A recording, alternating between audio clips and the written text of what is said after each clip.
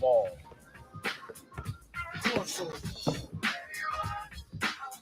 All right, time for the crossover.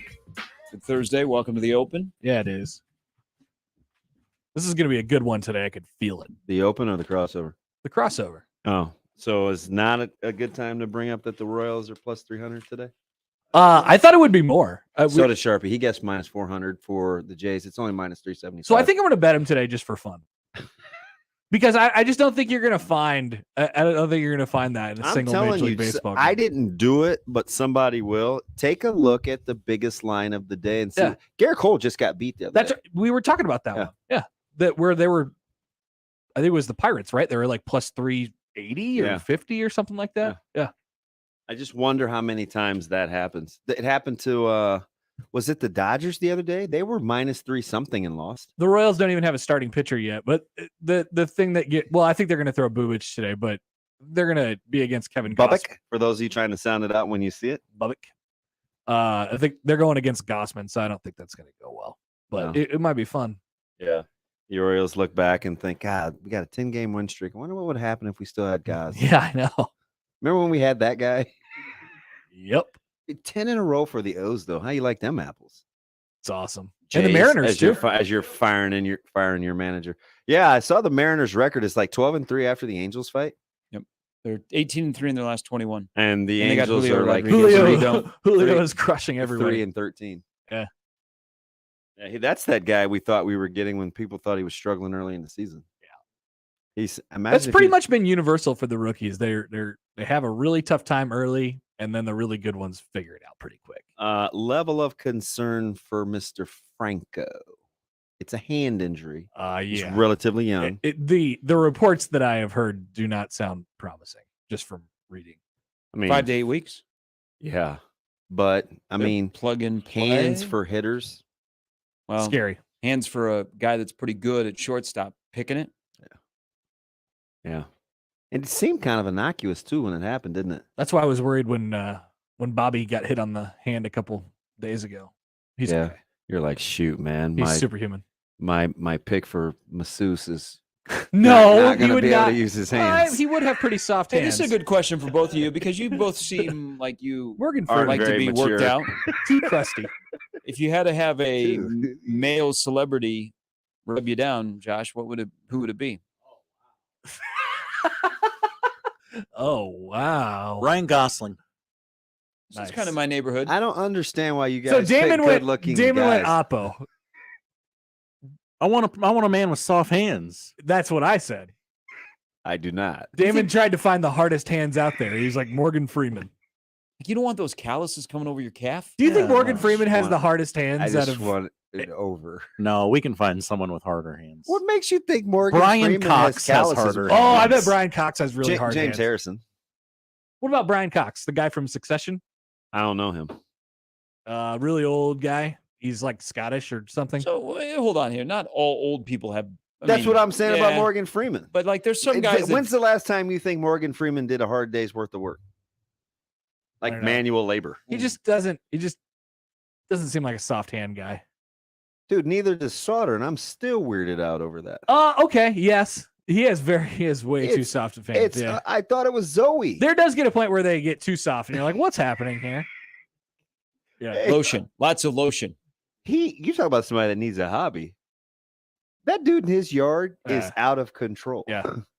He's getting after it over there. I can't even tell the designs anymore because he goes a different way every time. Yeah, well, and that's what you're supposed to do. No, I get it, but now it just looks like a checkerboard. It's not even that. It's because there's lines down. There's diagonals down the squares. Yeah. Oh. Sauter sends us pictures of his yard about every 2 days. Stallone it seems like it. What do we think of Stallone's hands? He's pretty old. Yeah, hard. The Rock. What about his hands? Those are soft. I could see low key soft hands for The Rock. Yeah. I don't know. You think? Yeah. Hey, he got his tequila and all that stuff. He's got. I just think he's a well manicured guy. Yeah, he takes care of himself. Yeah. What does tequila have to do with his soft Got to handle hands? stuff. You got to pour. Bad pour happens out of a bad hand. Mm-hmm. Maybe I'm not pouring enough. You want a hand with some padding too? Yeah. Remember when I used to wear gloves and you? Oh, that's right. Gloves and sunglasses. I've weaned you off that. Harrison Ford. Welcome back to Planet Earth. Harrison Did Harrison Ford turned 80 the other day? Yeah. Yeah, he's You know what's worn it well. crazy? 80. Yeah, last year he turned 79. Whoa. What's happening? What's happening with That Harrison is Ford? crazy. Best. Okay, What's going Josh. on with Harrison Ford? Best Harrison Ford Super movie. PCP Oh, this morning. Hey, best Harrison Ford movie. I'm gonna go away from Star Wars and Indiana Jones and Fugitive. No, actually, That would be Blade my Runner. Air Force One. Blade Runner. The original Blade Runner. Yeah. He was fantastic. I think The Fugitive would be my pick. Have you seen Blade Runner? No. I haven't seen anything though. Remember? I haven't seen Star Wars. I haven't seen. So last movie that Harrison Ford was in. It's unbelievable. Yeah, I know. It gets worse every day. Hey, Because we just keep discovering Clint things. Eastwood has been in more movies Oh, recently than that's Harrison some hard Ford. hands. Yeah. Clint Eastwood can barely talk. You would want a massage I from think Clint Eastwood. Clint Eastwood's like 92 years old. I know. I'm pretty sure he's in his 90s. Yeah. Is he 91, 92, Yeshua? Somewhere around? I would guess lower than that. I don't think he's 90 yet. He's 90. 92. You were dead on. 92. Yeah. We used to do the birthday game, so I have an unfair advantage. Oh yeah. It's one of the first things, Sharpie 86. Yeah, we're not doing that. I was like, wait, what? I always enjoyed the birthday game. Yeah. Me too. I have one. I didn't personally. I was told I have one of people our don't like it. Yeah, Get rid of it. I have one of our P1s that absolutely hate it, and he would tell me too. It was more of a mood thing. Sometimes it would just hit me the right way. Other times it'd be like, man, this is every single day. Answers like when Shane thought Rachel Ray was like in her low 30s, and and the shallow girl, what's her name again? We just talked about her. Lady Gaga. Lady Gaga. No, like the movie, The Shallows. Oh, I thought Blake you were talking Lively. about in the show. Yeah, and he was like 50 something. And I was like, no. Blake Lively. No. Not in her 50s. Try to make me go to rehab. Rest in peace. Yeah, she's. You would not see this as the dead or alive game. Amy? No, But you would know that. I know yeah, Amy. Yeah, you would know that. Because I watched Family Guy. All right. Well, that's where I got the Consuela, the no, the clean. You didn't know that song before? No. Well, let's okay. I don't want our Well, I don't houses to think get that- super classy. Again, Star Wars, Pulp Fiction. He's seen Pulp Fiction. I just think you And actually, I haven't. That's a terrible example of full disclosure. you know so many things. You've seen so many things. You know so many references. Yeah. So it's always a little weird about the things that you don't, and I'm always going to go, It just kind of depends on how can I say this? I think I kind of understand what you're going for. It's not even I a don't. Keep white going. black thing. Oh, it's like not? Okay. when it's more the women in that younger thing, I don't know. That's not really my jam. Like, I thought that song was pretty. Universal. Yeah, Yeah, I can't name one other thing she's done. exactly. It's just that one song. Well, she didn't have a lot of time. She didn't do a lot. She just didn't sing. And she did not go to rehab. Famously. No. I feel like we're being a little insensitive. That was her song.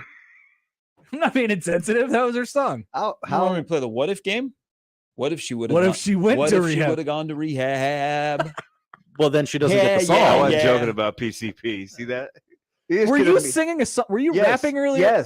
Yes. And it was the worst thing. There No, wasn't yeah, one it was word bad. There wasn't one word that rhymed until the Yeah. end when he said, "Hey." Well, and what you don't realize too is if you're watching on the TV, Yeah. you don't hear the music in the background, so it's just you.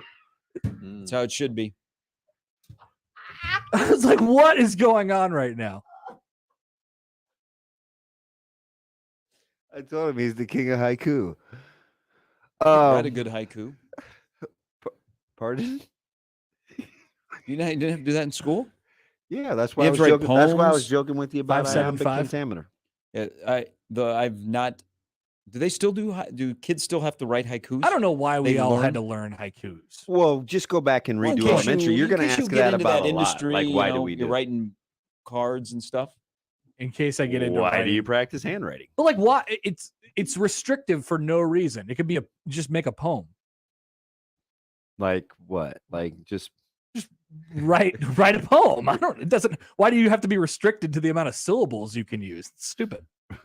roses are red. My car got a flat. Yeah, sure. I lost my dog. I love to eat lasagna. Billy. My girlfriend is fat. A+. Yeah, I don't think it works like that. You know? But my point is, why does the section of poetry called haikus even exist? It's somebody arbitrary. It's made up. Here we go. Why is yellow? How do we know yellow's really yellow? No. I'm not questioning the reality of the color. A color. I'm sitting next to Connor, Kyrie, Happer, Irving. Why are haikus? What's going on with haikus? Why other people are sitting thinking about haiku? You guys have clearly never thought about I'm this before. changing the world. Deep thoughts. Go ahead, think about it for a I second. would ask you then. Think about I would have a follow-up question like, what do you want your legacy to be? Haikus. Your whole legacy is about haikus? Yeah, why not? Not a great legacy. Yeah, but didn't somebody just get in trouble for the message that they left on their headstone? Do you get in trouble for like what are they going to do? Well, the family has to change Posthumously? it because the way that they said it Kick you out? it spelled out F-U. Oh, really? Yeah, you didn't see that? I don't think so. And No, I we're- think the We don't resting get the place same made TV them station. again. See, this is what you guys do, and inevitably, Josh will figure it out. Google headstone. Yeah, I want to see it because maybe Google I have seen it. headstone obscene message. So No, headstone obscene message. Tombstone with father's hidden message is causing controversy.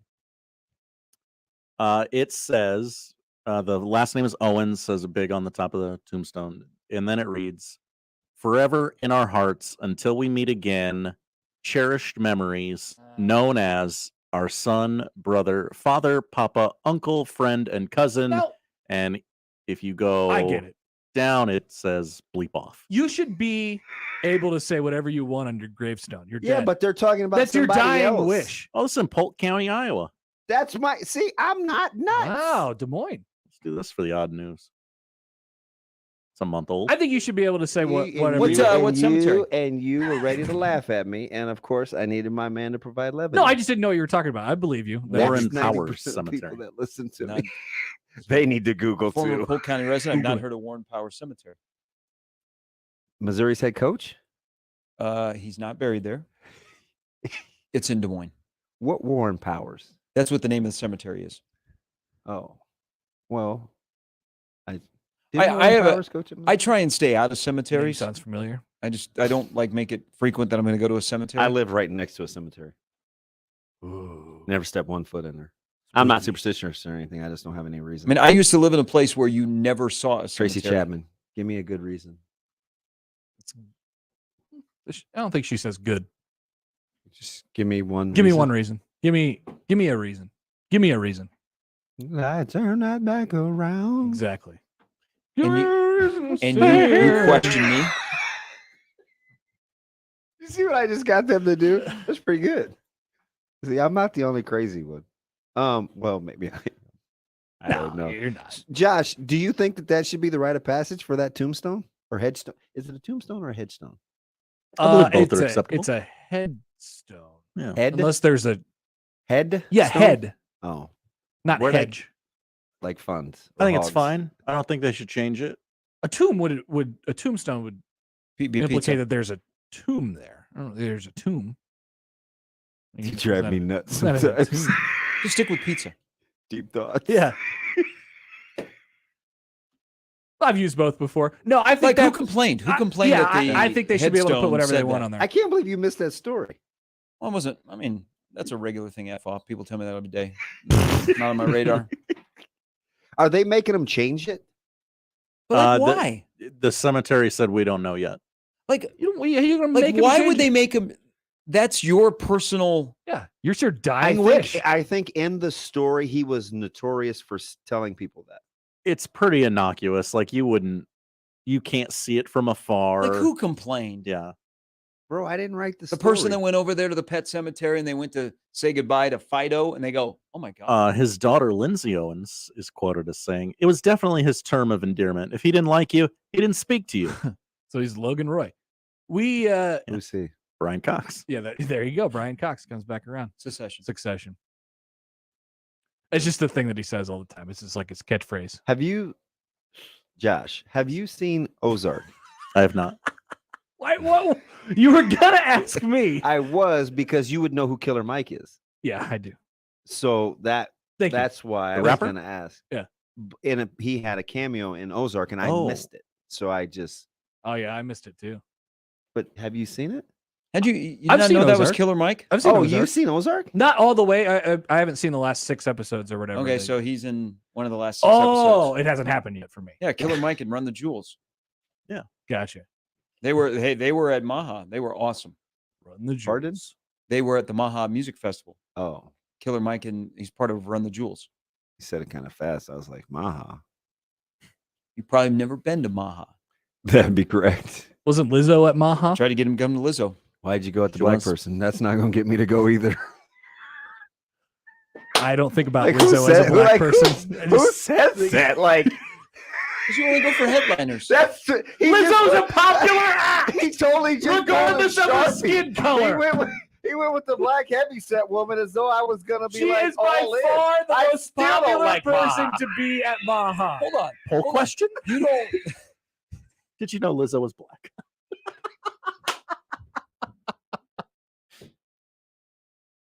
You just low key slid that in. She's a big time star. That's why I asked. What are you, Stibbs? You think you're going to go to Maha and hook up with Lizzo? I just wonder why that would have been my calling card. Who else performed? Maybe I like them. Well, I was thinking about the I headliners. don't know. That's the point. I don't know who else performed. There are some. Lizzo. There are some key you major said acts it, you Mike. don't know the name. What of. year was that? Like you're putting bait. She was 2018. 2018 Maha. Yeah, she put on an awesome show. Yeah.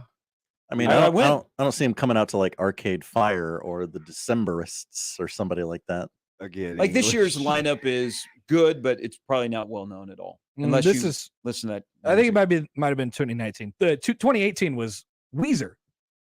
Go to Weezer. No, but I've seen T-shirts. WEEZE. They put on a good Correct. show. They were Yeah. dressed I've heard them. interesting. I go every Lizzo year. was 2019. Who was she with? She finished. Matt she was and a Saturday Kim? night. Matt and Kim, the OCs. Beach Bunny? Not bad, but Not Bad Bunny. Beach Bunny. Shark Week. I believe that's a DJ. I've seen Yes. her around. her. Yes. She pretty good. I don't know. I don't know what makes a good DJ. Yeah. Well, you know, you hear it, right? Like, oh, that's cool. Or you bob your head. There's a guy on TikTok who's fantastic. Plays weddings. He splices different genres. Yeah. It's pretty good. Hmm. He's really good, actually. And the What li- would you do if we were at a wedding and all of a sudden you heard this and I put it with this? Oh, I have seen that guy. Yeah. Is that your white voice? Well, that's the way it sounds. Because he's Let's see what's going on in 2022 Maha. Tan. this time of the year, yes. Oh man, I haven't heard of any of these people. Yeah, this year's lineup is not probably as well known. They don't have like that one group that you go, oh, I've heard of They them. don't have a Lizzo. They do not have a Lizzo. The attention grabber. Hey, she was. of my hey, coworker next to me. So to that get him was to right dial in. before she started like really blow up. And she was great. I'm gonna go ahead and doubt that. No, she was. What? What's wrong with Lizzo? Hey, I'd go watch her in concert. I'd watch her go play the flute. She did have a- He's Mr. Wired Up. she was very popular for about a year, and now I don't really think about her anymore. Who, Lizzo? She's done a song lately. Oh yeah, she did Yeah, that yeah, one. Lizzo is huge.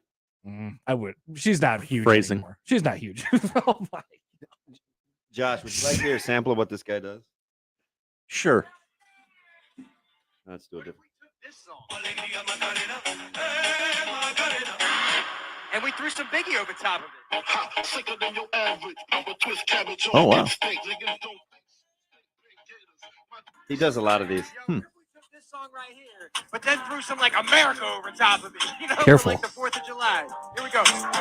Could this be dangerous? Yeah. No, this is super dangerous. What he's doing right now. DeLeon. Everybody. You get this going on at a wedding? Oh my gosh. Oh, party He's in the so USA. cheesy, but it's good. He doesn't use explicit language. Not That's- in the lyrics either. Oh, really? Yeah. That's You one thought of he his said the things? N-word, but he didn't. You guys kind of like shot me the side eye. Yeah, I was a little worried for a Yeah, minute. it's just sounded like that. I wouldn't. I have wouldn't made blame that- the DJ. I'd I blame made that mistake once. Iggy. It's a long time. ago. Shoot somebody the side eye or what? There's a Bushwick Bill line in there, but we expended Oh, that a couple weeks ago. We talk about Bushwick Bill? Yeah. Would you Yeah. like me? Go ahead. What'd you find out about Bushwick no, Bill? No, I was gonna. You're gonna do more Bushwick Bill Gonna lyrics? do more Bushwick Bill. Please, it's a great bit. No. It's time. What did we get with the poll question? Which one? Did they know Lizzo was black? Is you that gonna do that actually- one? I didn't put that one out there. Maybe I feel like I'm being ganged up on. I don't. Kind of feel like I know the way that one's coming back. I first think about Lizzo as a Minnesota Vikings fan? popular Yeah. artist. And then probably Skilled dancer. she's got the song of the summer. no. I think she thought it was gonna be the song of the summer. It's not. The song of the summer. It's everywhere. Turn on the radio. What is the song of the Wait, summer, what is Connor? the- Yeah, that's everybody's dancing to it on TikToks. Lizzo's? But You what talking about the like old song from real? a couple years ago? It's about that time, Is that it? or That's about not damn that time. this year, is it? Yeah, it just yeah. Something. Yeah. Yeah, no, he's got it. Thank you. Yeah. A little moral support. Not the human fire extinguisher over there. Be a good teammate. Support him. Keep singing if you'd like. Go ahead. Probably not. Yeshua. Yes. The whole headstone or Head. headstone thingy. When was that story? 1 month ago, Okay. the 15th of June. I don't know why that was in my frontal lobe, but it was. Are we really answering the phone during the crossover? I didn't know we Sometimes did that. people call. We'll say hello. How are things? Hey, what's up? Hello. I told Chance to say whatever. Good What's morning. up with you and hey, what's up, hello today? Because he'll explain. Is this a Fetty Wap No, thing? he'll- Yes. He'll explain. Chance, he goes, you should just say, hey, what's up? Hello. And I said, nah, just say, hey, this is Chancey Pants. How are you doing? And he goes, hey, this is Chancey Pants. How are you doing? He answered the phone that way. That's awesome. Fortunately, it was a guy That's that one of we our know. funnier yeah. callers too. And he goes, Chance goes, This is yeah, he didn't Chancey quite know how to take that, but this is David. What was the phone call? You should have Yeshua? put it up to the speaker. and- Somebody was looking for segment 7 of the show today. On your podcast page, it goes segment 6 and then segment Oh 8. yeah, we That had a would be B. caller drop an inappropriate term. Oh, Oh, it's Oh. not inappropriate. It's That's not a phrase you usually hear, yeah, unless like you have it. never, unless you're going to the doctor or Yeah, unless you. That's part of your he said equipment. he can't call them the Commanders. They'll forever be known as the Washington Four Heads, but he didn't say. heads. Jeez. And we hadn't heard that term and since It's not a you were- term you I drop think with your you friends. could probably say that on the radio. I don't think it's a bad word. It just definitely catches Nobody people the wrong way. says it yeah. though. Yeah. And he just was like, but he's a diehard Dallas fan. He cannot stand the He can't help Commanders. himself. Yeah, and then of course, Sharpie being the mature one said, "Would I rather be called a commie or the other word?" You repeated it. I told him, I people have called me a Richard before, so I would prefer not to be called a commie. I'm used to the other one. I feel like Fetty Wap does come up a lot on these crossovers. Well, we've talked eyes. We kind of say hello. We've talked. Hey, what's up? Hello. We've talked 1738. Look, hey, what's up? Hello. Sh- Where's he been? Fetty? Yeah, I don't think he's doing much. No, Josh. Remember, I said that too, and Josh was like, he just got in trouble for dousing a lady with water at a concert. Oh yeah, that's right. Right. I mean, but like musically, I don't think he's doing much. Yeah, he's kind of been in. It's riding the wave. Maybe he's working. Maybe he's in the lab. Do you have Working on somebody his that's new a album. favorite of kind of that genre, that cluster of air with like Future and has somebody kind of risen to the? That's a good question. I like Future, but he's probably not my favorite. So are we going for like the style? Like that's sort of like a poppy. Didn't he just Yeah. retire? the story? Future retired? Have more Yeah. kids or what? I don't know. Future, apparently people find Future attractive. He seldom Really? has. So hey, by the way, are we just gonna really bury the lead that Tristan Thompson hooked up with Khloe Kardashian again? They're doing it by surrogate. What the hell kind of sense does that make? Hey, Do you really believe? Listen. Okay. They were not together. For a did period of Tristan time? knock this girl up and Khloe just said, "Okay, I'll claim it"? Are we just gonna act like this didn't happen? Yes, Connor, you in the front. He raised his. I was watching golf. Oh, I'm sorry, Kyle. Do you have a I was question? watching golf. Okay, so Thought that was going in. the baby was conceived yeah, what's going before on the here? cheating. Right. Yeah. So, how did he get back in good with Khloe?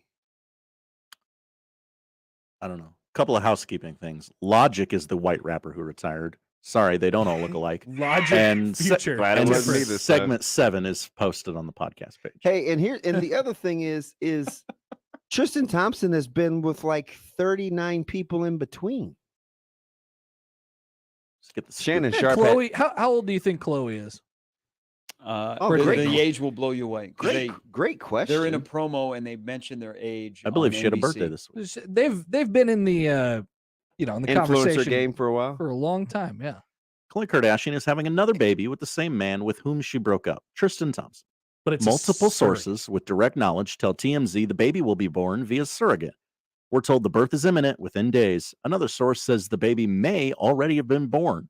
The timeline of the surrogate's pregnancy seemingly indicates Khloe and Tristan made the decision to have the baby before their most recent split. As you know, Khloe and Tristan have been together, broke up, got back together, and broke up again over allegations of cheating. So what'd she do? Just peel it off, put it in a vial, and be like, "I'm gonna keep this," or like, what do you mean? Yeah, it sounded like the timeline is pretty accelerated here. It might have already been in the works.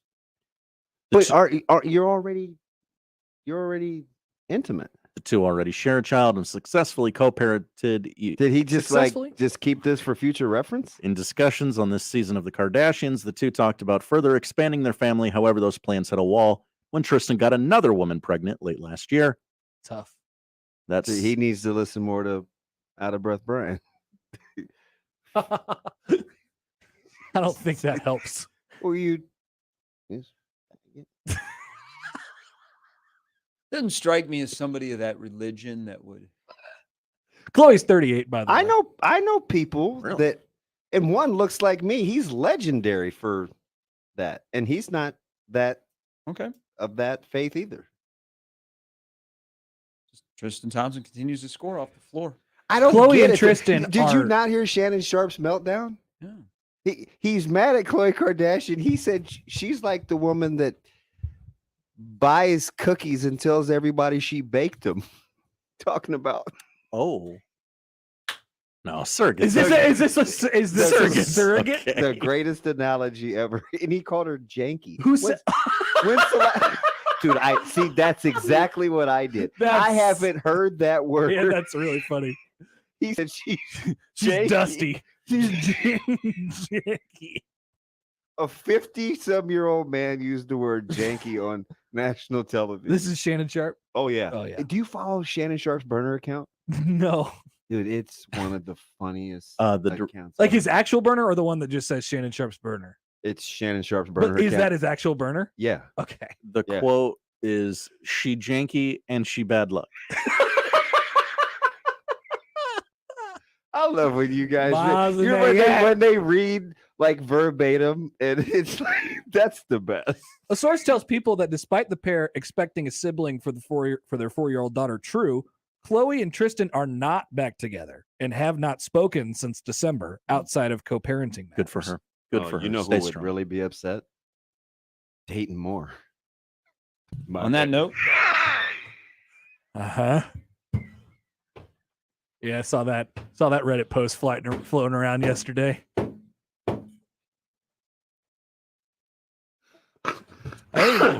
Oh, Dayton Moore's I don't think Dayton Moore likes being in 2022 a whole lot.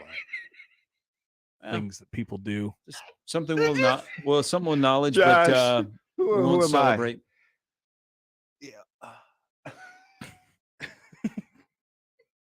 If I could quote Damon Benning, oh my Oh gosh. my gosh. Oh, No, I don't think he would be a fan. go Royals, go! I don't think he would be a fan of Chloe and Tristan's situation. Be like, what is going on? Oh, my bad. But I just don't. I just didn't understand. Wow. And This what, is a tale. you talking about Tristan and Chloe? No, Dayton Dayton Moore. Moore. The Salvador Perez Oh, one. you're Yeah. reading that? Yeah. this So the is- guy was basically clothing the breakfast, right? He was the guest speaker. He would. Well, from the Reddit post, he was just there, right? He was just. No, I think he was the guest speaker, the Oh, keynote. okay. Like, am I? I'm. I pretty- don't. Yeah, maybe. I didn't consider the source. I just read it. Yeah. Yeah. Yeah. I believe it. For Have you had how? As Sharpie said, how do you think? How do you look at the Royals today? Like when they come back Like, for here- their pretty broad so their question. first home game is actually Husker night on the 22nd. Oh yeah. So how will they be received? Or Yeah. certain players will be received? Well, Because I don't think it'll Merrifield be. and Benintendi will still be with the Royals. that's the place across the street, Oh yeah. Oh yeah. Okay. Yeah. directly across the street. I don't think Whit Merrifield will be received quite the same as he has. Which is weird because his tenure in Kansas City, which could have been really good. Yeah. The vibe has been off all year. Yeah. I think a lot of it has to do with losing. I think it's finally set in, like way On both sides. But yeah, that's a weird ending to pretty good tenure in Kansas City. Yeah. But Well, he missed the World Series run because he didn't get there till 16, correct. and And he then he missed his basically window to get out. So he's been the face or one of the two faces of the last 5 years, which have been horrible. Yeah. It's been really, really bad. I still can't believe we're not going to act like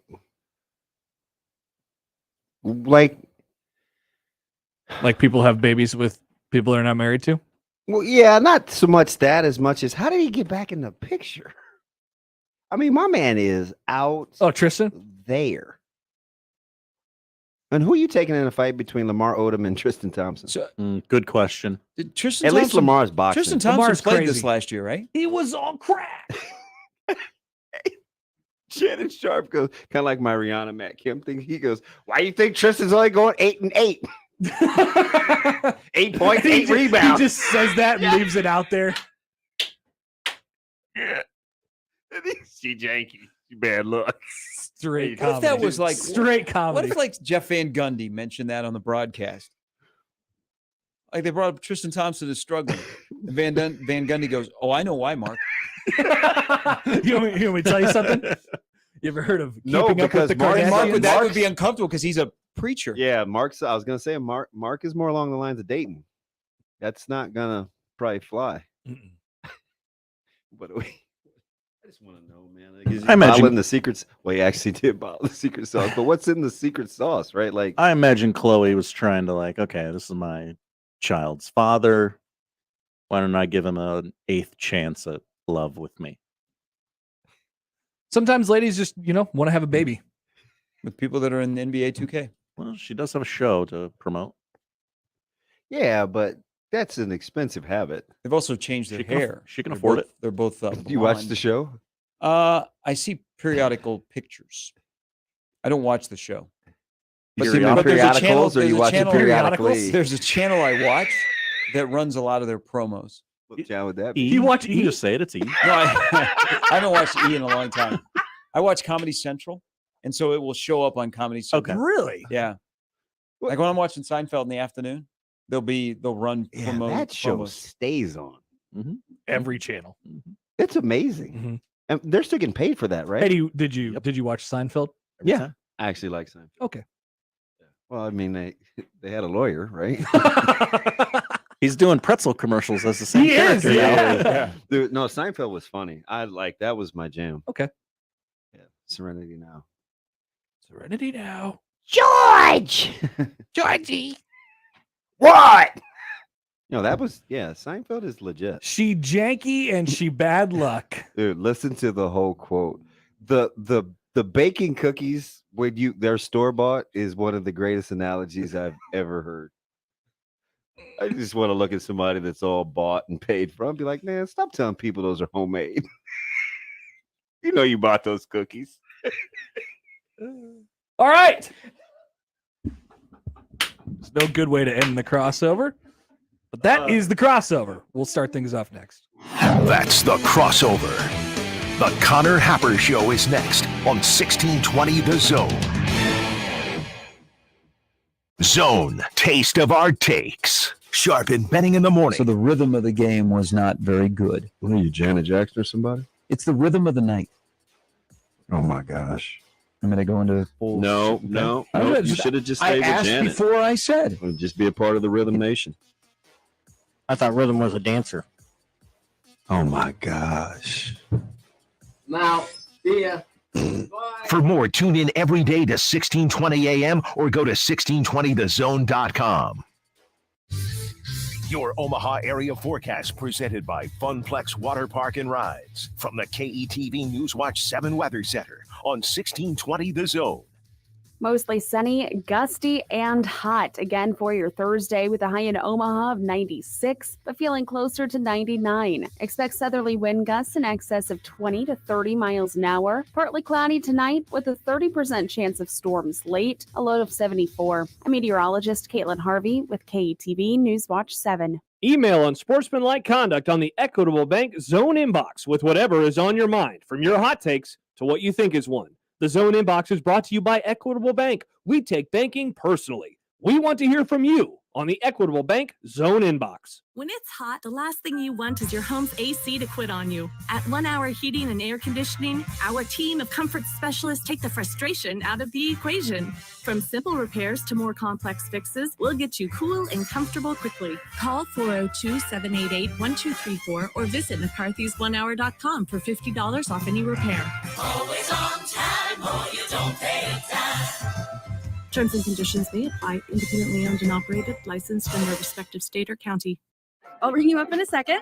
Kim, can you see if we have more acid wash? Desmona's Thrift Store is the spot for killer vintage finds. Oh, that looks fabulous on you. Hey, can you do the register? But her sales clerk situation feels pretty threadbare. Oh, yeah, let me clear out that fitting room. Indeed can help her hire great people fast. I need Indeed. Indeed you do. We instantly connect you with quality candidates whose resumes on Indeed match your job description. Earn up to $500 in sponsored job credits by conducting interviews on Indeed. Visit Indeed.com/credit. Terms and conditions apply.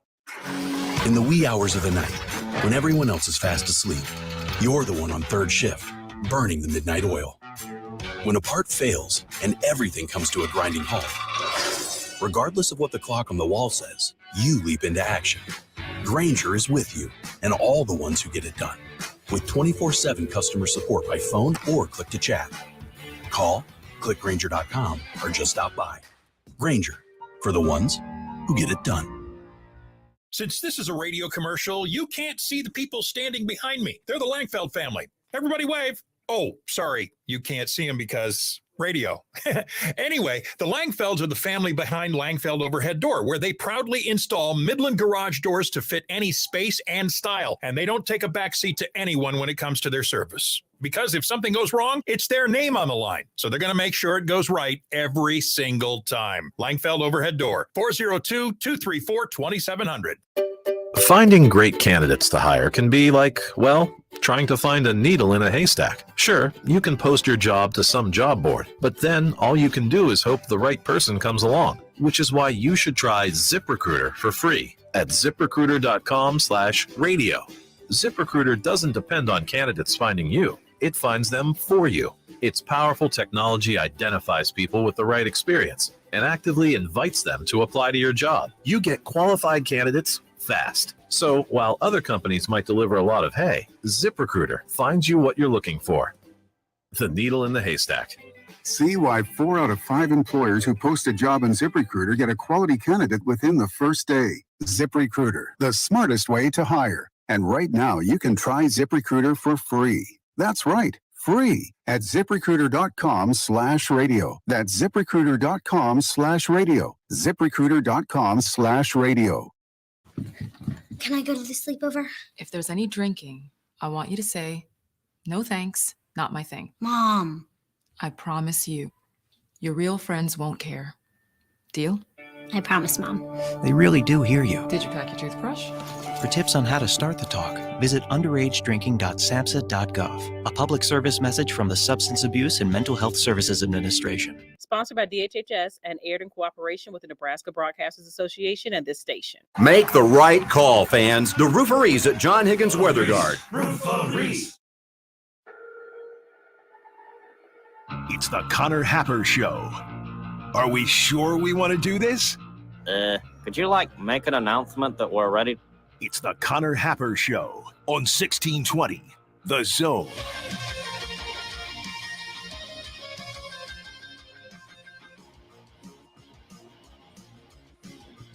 All right, here we go. Welcome in. Happy Thursday. It's the Connor Happer Show here on 1620 The Zone, 1620thezone.com. It was a fun crossover. We learned a lot about ourselves again, as we do. That's one way to put it. Just people's opinions on Tristan Thompson, Khloe Kardashian. Congratulations to them. They may have welcomed another child. Mazel tov. Yep. Congratulations to them. No further comments on that situation. That is weird. If you would like comments, you could go find Shannon Sharp's rant on it this morning. And his burner, which may or may not be his. Just a nice, tight 44 seconds. He got to the point. All right, here we are on a Thursday. This is our last day of the week. That's right. Josh and I are vacationing together. Technically, yes. No, we are separate but together, or together but separate. Which is it? We are going to the same place, but that was not part of the plan. No, it was not. We will not see each other. No, we'll not be seeing each other. But I will not be here tomorrow. Neither will Josh. I believe it'll be Chance and Ravi. We're making Chance do 1 billion hours of radio. Yeah. Welcome to the team full time, buddy. Yeah. I haven't traveled in 4 years, Connor. You haven't traveled? I haven't traveled. I mean, I've gone on some road football games, but I have not gone anywhere for pleasure in 4 years. Is that true? Yes. 4 years? Yeah. And it's just Kansas City. It's just a drive down the road. Yeah. My wife got pregnant, and we just decided, you know what? Let's not go anywhere ever again. Actually, yeah, that actually makes sense. And then there was this global pandemic thing. Yeah, that probably affected it as well. Yeah.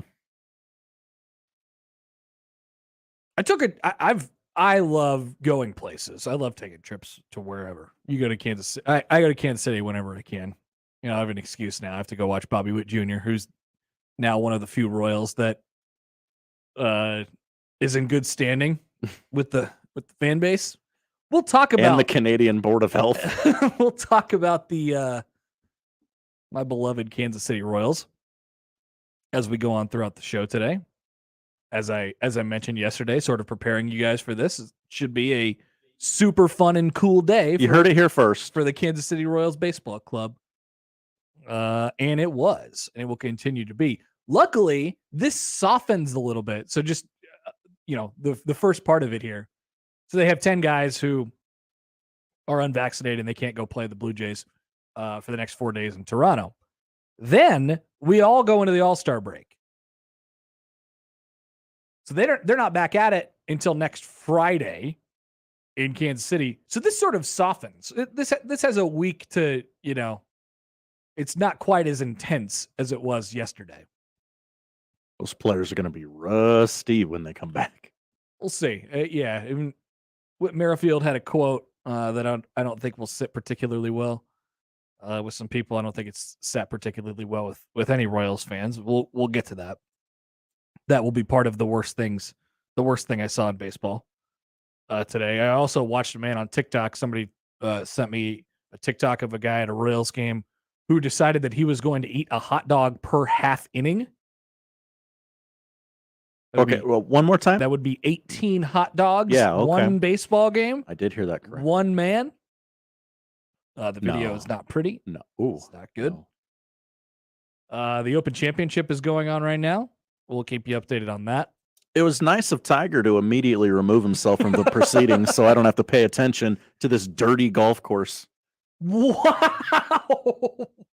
Okay, hold on. Do you have some thoughts? It's an ugly golf course.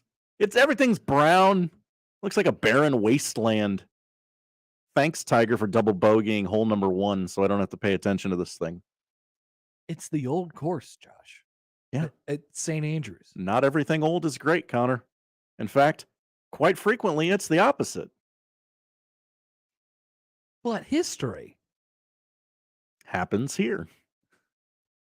Well, I'm with you, and I do prefer my golf courses to be green. Yeah. Yeah. You understand the magnitude of the Open Championship.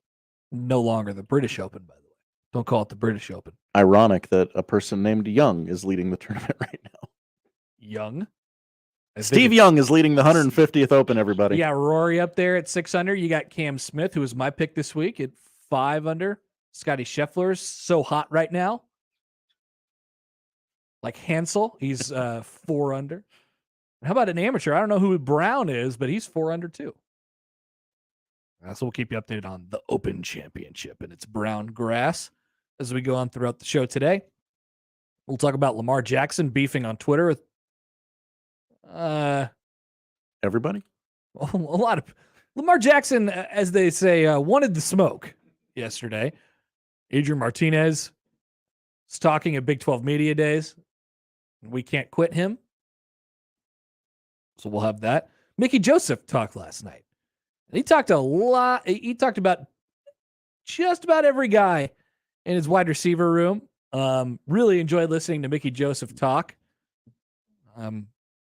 He has some conviction, right? He knows what he's looking for. He knows what he wants. I think that's a good thing in a football coach and a position coach, with, being flexible as well, but having a vision and understanding what you want. But there was one guy who was not talked about last night, mistake or not. We'll talk about that during the show today.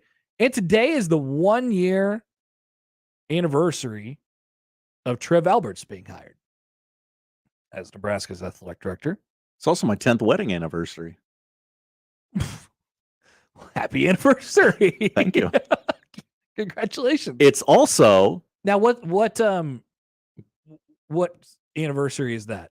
Like the gift I'm supposed to give her. Yeah. I look this up every year. I followed it the first couple of years. You did. It's romantic. Why is this so hard to find? There we go. Well, there's 2. There's traditional and there's modern. Let's do traditional because those are always weird. Aluminum. Perfect. Get you some Reynolds wrap, baby. Yeah, get some foil.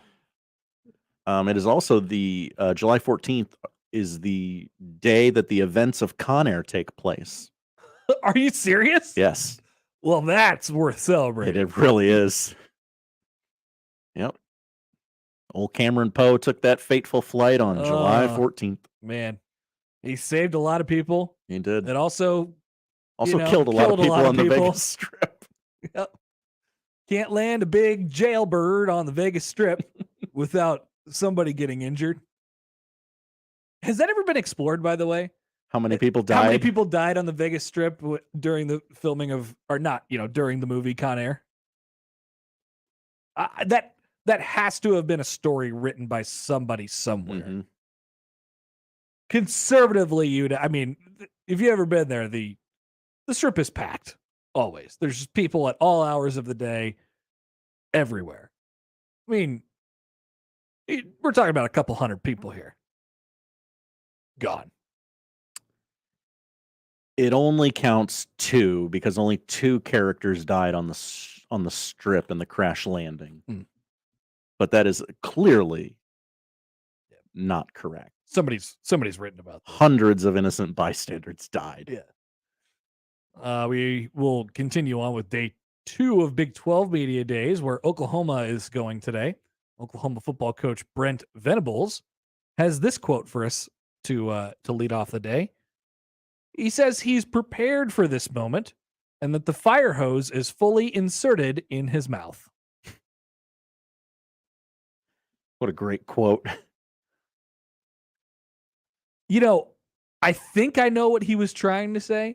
There was a lot of different ways to say that, but he went with that one. He's drinking from the fire hose. And it's fully inserted in his mouth. All right. Jacob Padilla will join the show. Sam McKewon and Michael Bruntz as normal here on this Thursday. The lineup is powered by the Rooferees at John Higgins Weather Guard. Always would love it if you get in touch with the show. 402-951-1620. You can call or you can text that number. You can tweet at Happer Show, at Connor Happer. You can email Connor at 1620thezone.com on the Equitable Bank inbox. Should be fun today. Come back. We'll start off next with Jacob Padilla of Hail Varsity on 1620 The Zone. I'm a fabulous driver. The Connor Happer Show I'm one of the best friends you could ever have in your life. on 1620 The Zone. I hate you. Now live on Twitch, YouTube, and 1620thezone.com. There are actually two kinds of cigars. The first is the one you smoke with beloved family and friends. The second, the one you enjoy with friends you've just met. And you'll find both at Hearth Cigars and Pipes Lounge. At Hearth Cigars and Pipes Lounge, there's a well-stocked humidor with some of the best bands from around the world and a bar with your favorite cocktails and other drinkables. So what do you say? Which cigar will you be enjoying tonight? Hearth Cigars and Pipes Lounge, just off I-680 and 48th Street next to Cubby's. The Mazda lineup of SUVs will provide safety, performance, and capability on your journey ahead. From the three-row Mazda CX-9 to the first-ever Mazda CX-50, our sales team is ready to guide you to the SUV for your lifestyle. Shop the Omaha Metro's exclusive Mazda dealers at Woodhouse Mazda in Bellevue or Woodhouse Place Mazda. Visit us online for your next Mazda SUV at woodhousemazda.com. Given the rising cost of utilities, many Nebraskans have switched to solar energy and haven't looked back. JTech Solar, the official solar energy experts of the Huskers, is giving you a chance to win a $10,000 solar panel system with the JTech Solar Summer Solar Giveaway. That's right, a $10,000 solar system for free. If you're a Nebraska homeowner and you're ready to transform your home and pocketbook, head over to 1620thezone.com for your chance to win a free solar system from JTech Solar. Restrictions apply. See website for official rules and eligibility. Pete's property manager just took an extended vacation. He needs a replacement before this becomes a cruel summer. You wanted the lakefront for the 17th.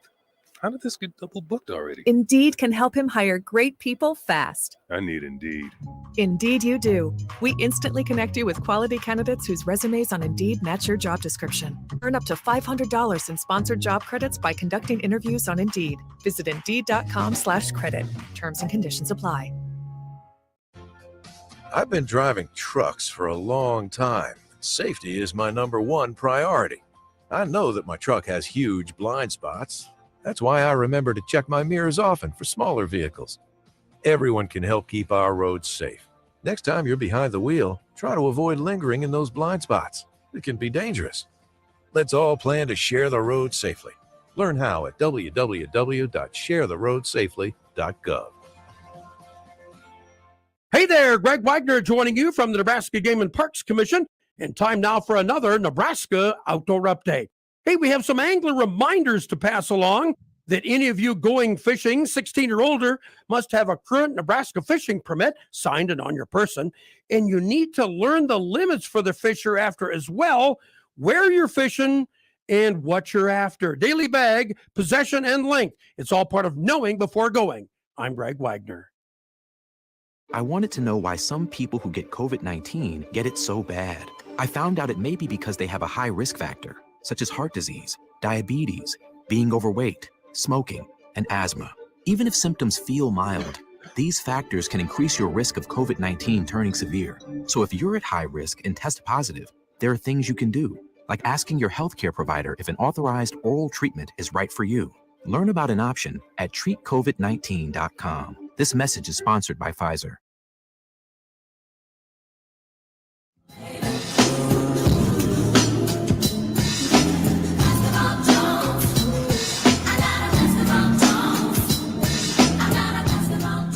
And only cure for our basketball Jones.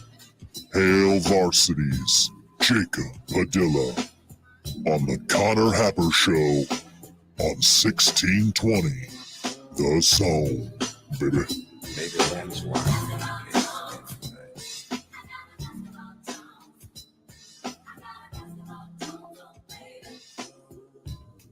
All right, yeah, we have a basketball Jones.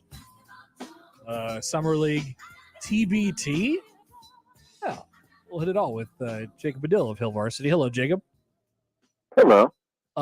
So I really enjoy your tweets during Summer League because I pop in and watch 5 minutes at a time. I'm not actively trying to avoid it. I just know it's happening and I'm not sort of paying attention to it. And so anything interesting that happens, like Richard Jefferson reffing a quarter or them doing split screens and, messing with stuff on the broadcast, you're just like, show me the game. And I really appreciate that. Yeah. I don't understand how we're still doing this where like they're doing the split screens with these interviews during the games. Like you don't need to see who's talking. Tell us who's talking and then let us hear them. We don't really need to see three people sitting there courtside taking up half the screen when you've got actual basketball going on. Okay, so locally, who has caught your eye so far? I mean, Nebraska's got a few guys who are playing in the summer league. Creighton does as well. I mean, just sort of your rundown of what some local guys have done so far. Yeah, I think a lot of the local guys have each had their moments so far. Yesterday was Bryce McGowan's best game. Shot the ball really well, hit 5 threes on 6 attempts, finished with 24 points on 7 of 10 shooting. And he's got that between the legs step back 3 down. He hit, I think, like 3 of those. Yeah. One of them was from well downtown, late in the clock. Had some smooth finishes around the basket. So kind of just showing off what he is capable of being if he kind of reaches his potential there. So he had I think he looks confident. Yeah. That was what I noticed in his first couple appearances. Yeah, and just like watching him hit, I was like, I wonder how many reps he's taken of that specific between the legs step back 3. I know we saw him. He liked that shot a bit here at Nebraska. It didn't quite go in during the season enough, but occasionally make it, and just the comfort with getting to that. You can tell that's something that he works hard on, and it gets plenty of separation with it. It's not easy to defend. So it's good. Like he hasn't been. He had a rough one in between. Good debut. Really good yesterday. The middle game, Tyshawn Alexander went off and made some huge plays for Charlotte to hit a 3 at the end of regulation to get it to overtime. He got fouled on the 3 and hit 3 free throws to tie it up in overtime. Then had the game-winning assist to a teammate for a 3. So it was good to see him kind of get a chance to go out there and show what he's capable of. Ryan Hawkins for the Raptors. He hasn't played a ton, but he got in there at the end of their game the other day and hit 3 straight threes in about 40 seconds, including one from the literal Jerry West. He was just letting it go, man. It's like just a little dribble handoff, just stepped right into it from nearly half court and just buried it. So it's good to see kind of all these guys get a chance to at least make some memories, to kind of put some good stuff on tape for whoever may be watching, whether it's NBA scouts, whether it's overseas, whether it's G League. There are a lot of people that watch the summer league, and that's the thing about, like, this isn't all just about trying to make the NBA. It's about just trying to give yourself a chance to attract the interest of people who want to pay you to play basketball.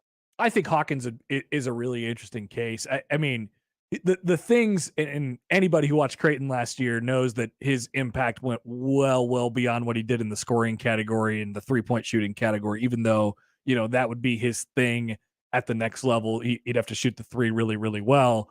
I mean, the things that he can do, and what I appreciated about him is just finding a way to make it work. Maybe he's not as athletic as the people around him, and maybe there's a night where the shot's not going down, but he always found a way to positively sort of impact the game. That plays at all levels. Like, what's the future look like for Ryan Hawkins? Yeah, that'll be interesting.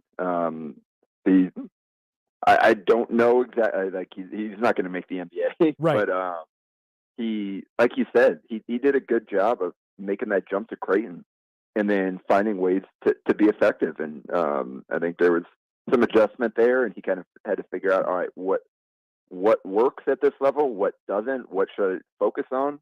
Obviously, he was the defensive player of the year at the D2 level there in the conference, and wasn't quite that kind of defender at the next level, but he found a way to be impactful on that end as a help defender, just constantly talking, being in the right spots, even if he maybe was a step slow compared to some of the guys that he was playing with individually. And so he just finds ways to be effective, to be a positive impact on the floor. So I'll be really curious to see kind of what opportunities await him at the end of this. Because I think he's definitely good enough to make some money playing this game. And he said kind of interested in seeing where it takes him. I guess hopefully he'll get a chance to show a little bit more here, put a little bit on tape, and kind of earn an opportunity. Speaking of Creighton, there was a 2023 NBA mock draft that had 3 Creighton guys in the draft next year, and one, I think, they had Arthur Kaluma, the Sam Vecini, who we both talk about and respect a lot as far as his basketball opinion is concerned. Arthur Kaluma is in there at number 15. I mean, we can talk about Creighton as a team, Creighton as a whole. Kaluma is a guy who really had to, come on, was sort of forced to come on at the end of last year, and now is being looked at as sort of, this guy could really be a top, he could be a top caliber guy in the draft. What does the next year look like for him as far as his development is concerned before next year's draft? Yeah, that's it's pretty eye popping. Like you thought like that was a possibility, and I think a lot of Creighton fans kind of felt like this would probably be his last year, but that jump from all the way up to number 15, like close to the lottery range, like wow.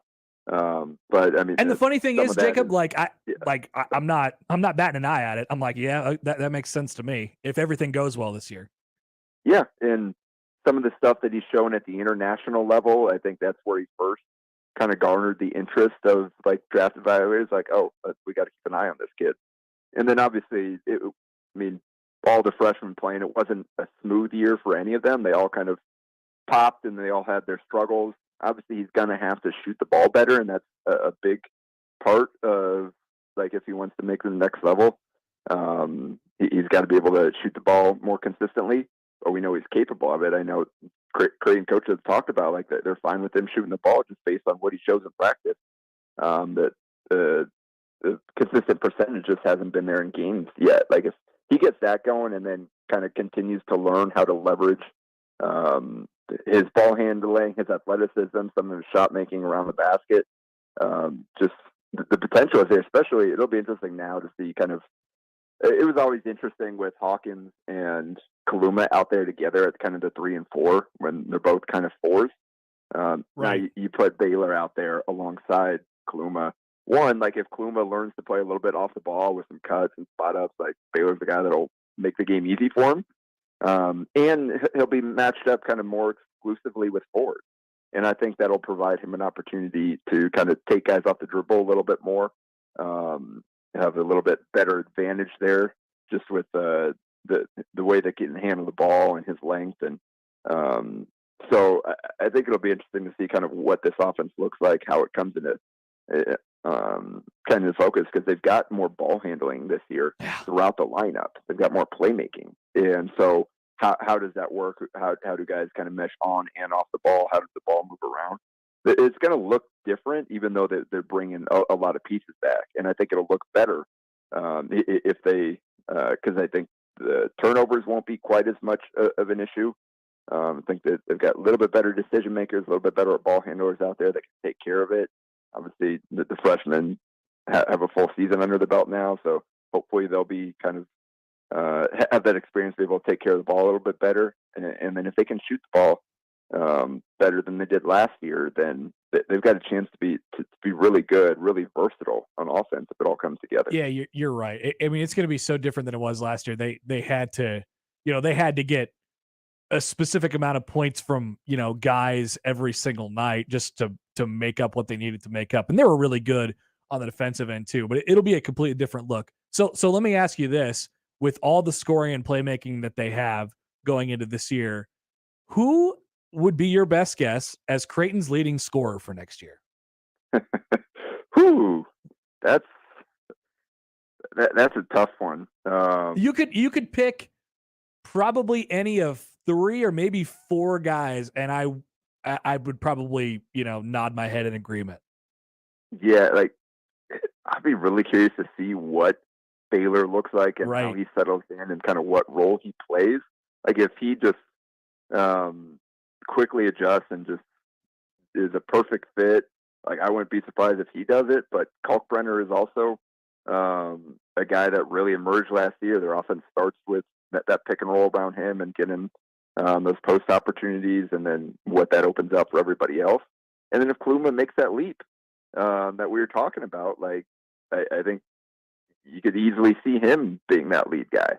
So I think they'll be pretty balanced. Like Me too. That whole starting 5 has a chance to be like double digit scores. Like I don't know that that's actually going to happen just because there's only one ball and you got some guys coming off the bench that can help. But like they got a chance to be pretty balanced this year if shots are going down and they're sharing the ball, and I think they have the potential to do that. Do you almost want last year is the exact opposite end of the spectrum where they, like their scoring was going to come from 1 or 2 guys on a nightly basis. Then toward the end of the year, it's sort of whoever gets us buckets.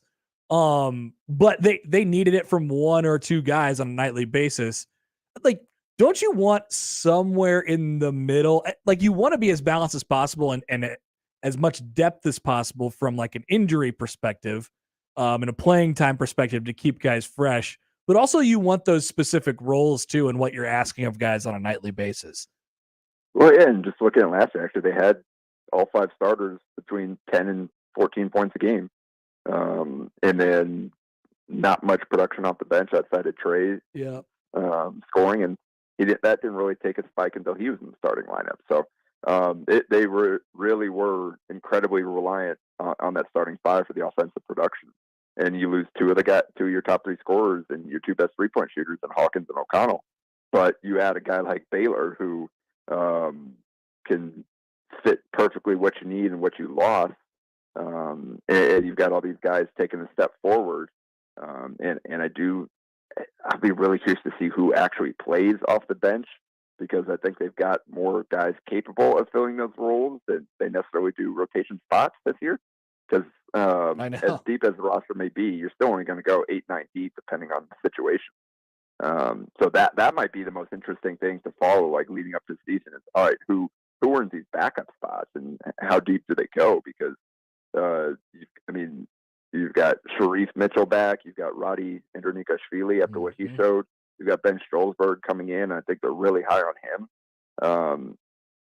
You've got the Francisco Farabello, a transfer from TCU. Like, you're not going to be able to play all 4 of those guys. So who makes a cut there? I think Frederick King, what I've heard, they're really high on him. He's incredibly raw, but just a physical force. Like, he's going to be a monster as he continues to learn how to play the game. So it's good to have kind of that option behind Kalkbrenner to kind of develop there. And then you've got Mason Miller and Jason Green kind of competing for that backup 4 spot. How much do they go small with a guy like Shireman at the 4 and more of those ball handlers out there with him? So many options. There's a lot of options. Yeah. What are you looking forward to the most in the TBT tournament this weekend? Yeah, I actually was originally going to be out of town coaching this weekend, but we ended up decided not to participate in that tournament. We're taking this weekend off, so I'll get a chance to be there. And first of all, it's good to see the Creighton guys back. A guy like Marcus Foster who had a really good season in the G League. And be interesting to see Doug on the bench coaching. Yeah. That dynamic between him and Josh Jones. It's a new role for him, certainly. Johannes Manigat, I always enjoy seeing these guys that come back every year for the summer league that they used to play in. And so that'll be cool, just kind of see the guys out there in the blue. And then I'm excited to see the overtime team with the Amen and Osar Thompson, guys that are going to be lottery picks next season. Right.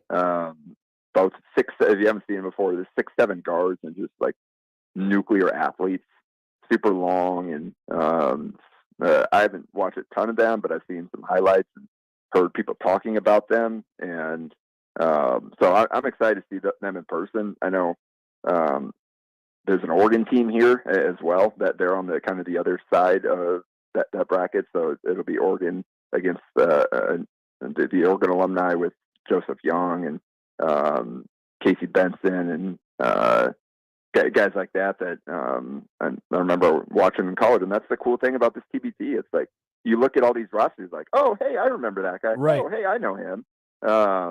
And guys you haven't seen for a while that played a long time ago, and guys that just got done. So it's an intriguing mix on all of these rosters. And I definitely encourage people to check it out, go out and watch some hoops and support this, because if it does well, might be something that becomes a regularity for Omaha to have this event come through here. The overtime team is really intriguing because it's those guys that you mentioned who went and played for that overtime elite team last year, which is and then they'll go into the draft this coming year. But then it's sort of a bunch of other guys who have graduated college already. It's a really interesting mix, and that's the whole thing about the TBT. It's the same thing with the Creighton team. There's some guys who are sort of fresh out. There's some guys that you will remember from 5, 6, 7, 8 years ago for Creighton basketball. There's some guys who didn't play for Creighton who are just local guys. You're right. The mix is really probably one of the most interesting parts. Yeah, and this is like this overtime team. So they've got 4 like high school kids from that overtime team, including the Thompson twins, and then they've got guys like Billy White and Malcolm Thomas from San Diego State that I remember playing there. Marcus Thornton is a name I remember, but not the LSU Marcus Thornton, but the other one from William and Mary. But I've seen his name around. So yeah, they've got a mix of some guys, some older guys, and then I said that because the overtime elite is obviously the new league or whatever, and new option for these high school kids. So they're not really worried about maintaining college eligibility. So put these guys in here, go play for this money, and get a chance to showcase what they've been working on over this past year with the overtime elite.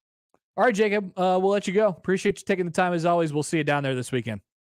All right, sounds good. Bye. That's Jacob Padilla of Hail Varsity, and you'll be able to hear Creighton's TBT games, the Blue Crew, right here on 1620 The Zone.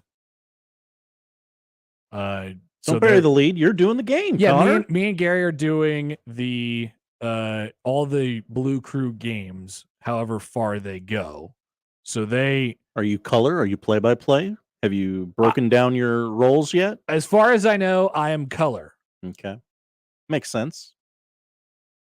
Why is that? Well, Gary does the basketball play-by-play for Omaha. Yeah. So the Blue Crew team is the 3 seed, and that's full of Creighton alums, like I said, plus some other local guys that you may know their names. That's Saturday evening at 7. If they win, they'll play again on Sunday night. And then if they win, they're in the regional championship at Sokol Arena on Creighton's campus. And they'll play at 6 on Tuesday. So however far the Blue Crew goes, we'll follow them. You'll see some interesting, fun team names and bunch of Creighton guys, bunch of guys that you'll remember seeing in college. And then the overtime elite team is really unique. Because like I said, it's a bunch of post high school kids. Basically, we're talking about sort of prep school. Yeah. that type of deal, and they'll go get drafted in the NBA next year. But what they do is they forego their amateur status, and they make money.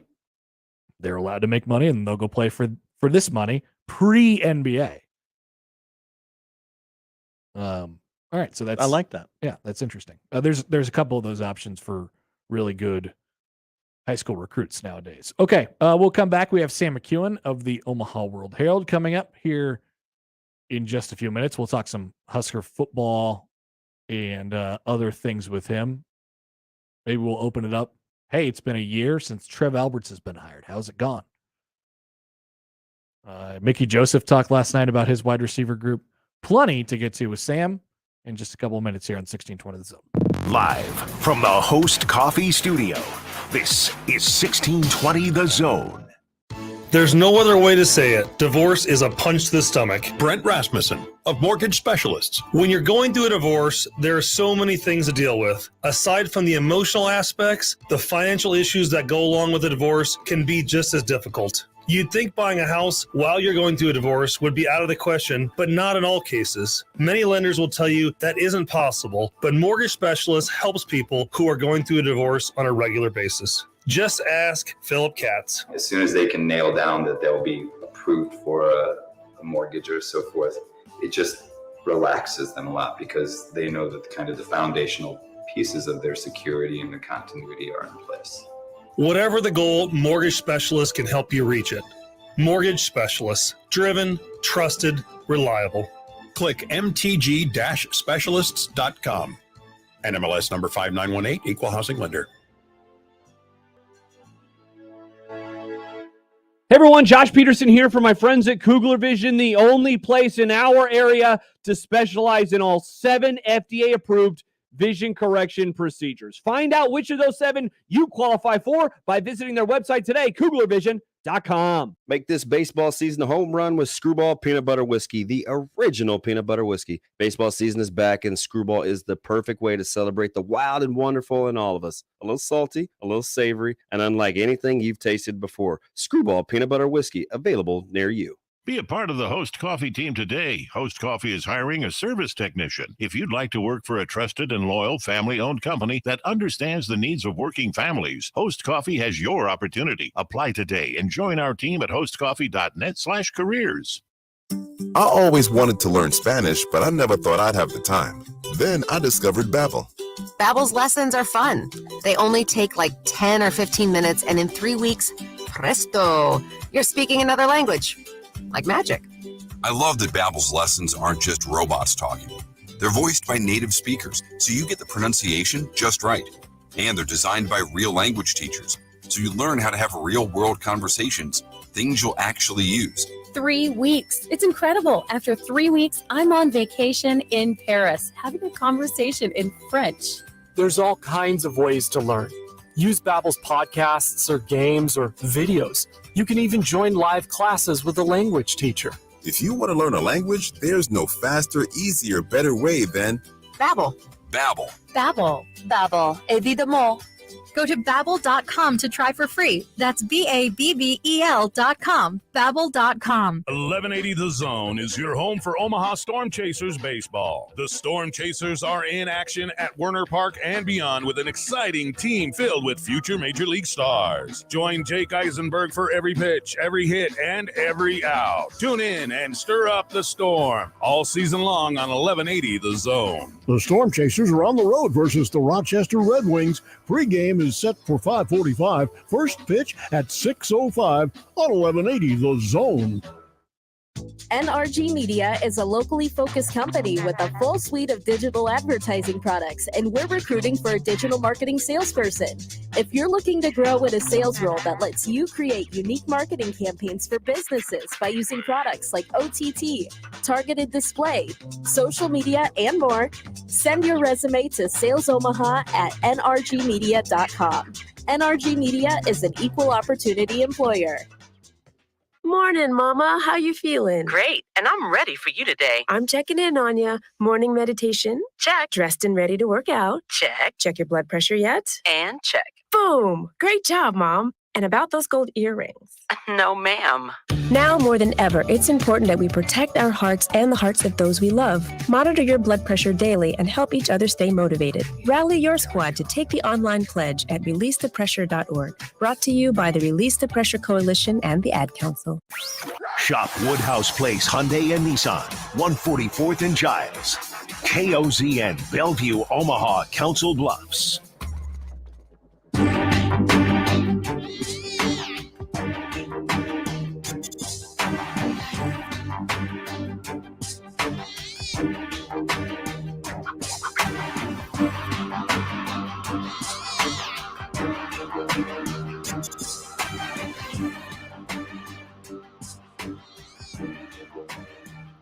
It looks like Nebraska baseball has picked up another transfer. This time from Texas A&M. He was a freshman last year. He didn't play in the Aggies College World Series run. Will Rizzo. This Nebraska baseball is just a collection of transfers from other universities, junior colleges, and I guess some from various high schools around the area as well. We're joined now by Sam McKewon from the Omaha World Herald. Hello, Sam. How's it going? Pretty good. How are you? Well, a couple weeks out from. I know. Camp. What are we at? 44 days from kickoff now? Yeah. Kickoff for me is Big Ten Media Days. After that, the season begins for me. So they're full. I'm 12 days out or something. 12 days out. Yeah, we're gonna shorten the summer even further. Oh, I know. It does feel like it's come on pretty quickly though. It's been a mostly uneventful off season. But I think the expansion stuff or the realignment stuff has sort of taken over the last couple of weeks. But it's felt like a relatively short summer, right? Oh yeah, quiet. Certainly nothing within the program.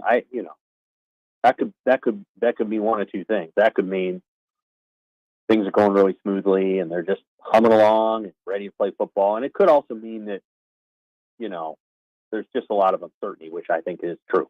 I think there's, we're going to find out whether or not they've put in the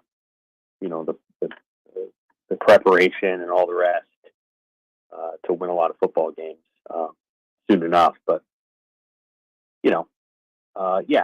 it's been kind of a quiet summer, and they didn't do a public thing. Yep. Right. They didn't do that.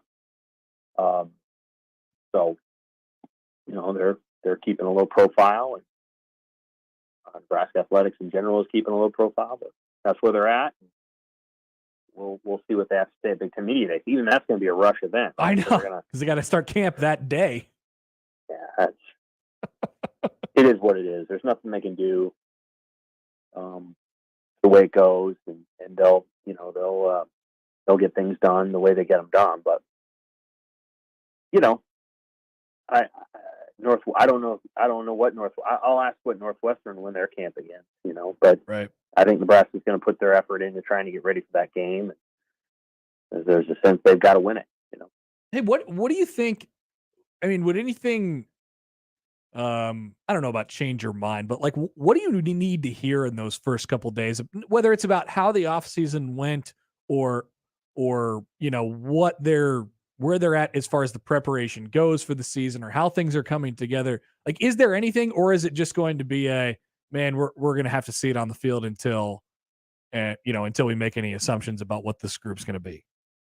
I think what we'll do is we'll ask Garrett Nelson and we'll ask Quentin Newsom about their position groups, and we'll try to drill into, hey, okay. Well, what do you really think of what's going on there, and how do you feel about it? What do you feel like things are gonna, bear out or pan out? So there'll be that piece, and then we'll have to ask Scott Frost. Do you feel like you can just hand the ball off to a running back and run the football without having to use your quarterback? And we'll have to sense where he's at. Like, if he talks around the offensive line, talks around the running backs and says, it's going to be a good battle. We'll see. That's what we want to do. Things like that. That's fine. We'll look for confidence. We'll look for, a sense that they feel that they can go out and do that. It's a tricky season, right? Because, for one, you've got all these, NIL interviews where everything's the best thing ever. Yeah. And that's just how that's going to be. Yeah. So, that's challenging, because it creates an impression that, everything's the best that it's been since everybody's been there. And that's not, that's one of the challenges of those kinds of interviews, is that you're not going to hear a kid disparage a program. So, not that you would normally expect it, but, there's ways to learn things. And so, we'll see. We'll see. I feel like the program's pretty guarded. Like, they're like, for sure, they have to go win games. They know that. They haven't won very many in the last 2 years, just 6 in the last 2 years. And it's time to get that done. I do get the sense that there is, like, in listening to Mickey Joseph talking about it, and really all the assistants that they've sort of gone through that have talked over the last, couple days and weeks here, I get the sense that, there's a confidence individually in the groups, but still, I mean, obviously a trepidation and how that and how the whole picture comes together. And that's fair. Like, I mean, it's July and a lot of these pieces are new, but I did appreciate sort of the confidence and it felt like a vision there for Mickey Joseph. If there's one thing that he has, I think he projects that confidence on everybody else. Sure. Yeah. I think what he projects is just having a really high standard. Yeah. And, wanting an attitude in the room and wanting everybody to be focused and fired up and all of those things. And so I think he's trying very hard to create a culture, that it's not always, I don't know what the right word is. The wide receivers are rarely going to be the group of the position group that is going to set the tone for the program. That's just not, and that's not a knock on the position, but usually you're looking for the O-line, your quarterback, your defensive lineman, maybe a linebacker, maybe a safety. But Mickey's got a lot of energy, a lot of conviction. That's what I like. I think that's most about it. That's the word. Yeah. He's not just. Nebraska's had a couple of assistant coaches who are also good recruiters. That when you kind of talk to them, like you don't get that last piece. Mickey is very much a developer, and he's got a great memory. And so good development coaches have great memories. They know exactly what they're talking about. He can talk very specifically about certain things. As he was talking about Oliver Martin last night, using, understanding what a release, how to use the speed in his release and not dance, and all those things. Like, there's just a certain aspect to his coaching where it's not just, hey, let's get really talented players and then kind of let them do what they do. It's, I believe in the methods that I have, and I believe that on the back end of this, no matter what player goes through it, whether it's a 5-star or a 3-star or a 2-star, they're going to be better football players. And so, like, that conviction, I think, is notable. The defense has that, but it comes out a little bit different way. I think they have a pretty good sense of who they want to be on that side of the ball, and now it just comes to the question: do they have enough good players? And that'll be a fun question to look at. On the offensive side of the ball, identity has been the issue really since the Colorado game in 2019. Yeah, that was, you could almost say that was the pivot point of the program. Like, they just haven't been really the same program since the day they lost a 17-point lead. They win that game, and I feel like it's just a kind of a different season. They go to a bowl game, things are different, but they just have not had what I would describe as a real confidence in that inside that offensive unit since that day. No, I mean, I've never sensed it. Yeah, and that's why I think Mickey is. You said confidence and conviction.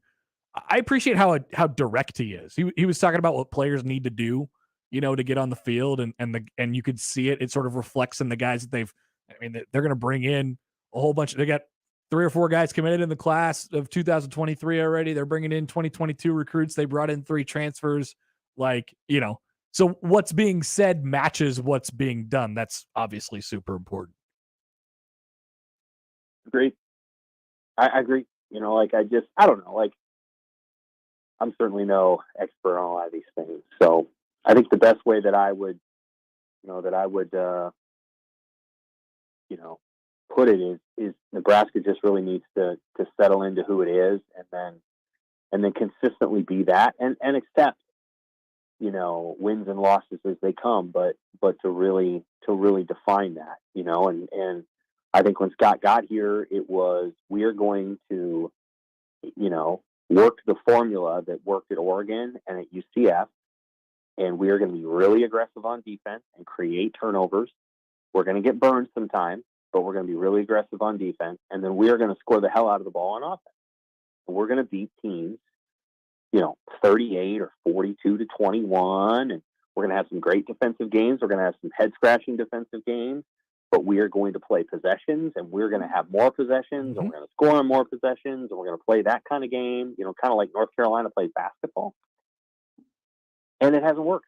And I'm not even sure they've necessarily fully embraced it either. Like, I think that there's just been a little bit of, we're going to do it, now we're not going to do it, we're kind of going to do it, now we're going to do this.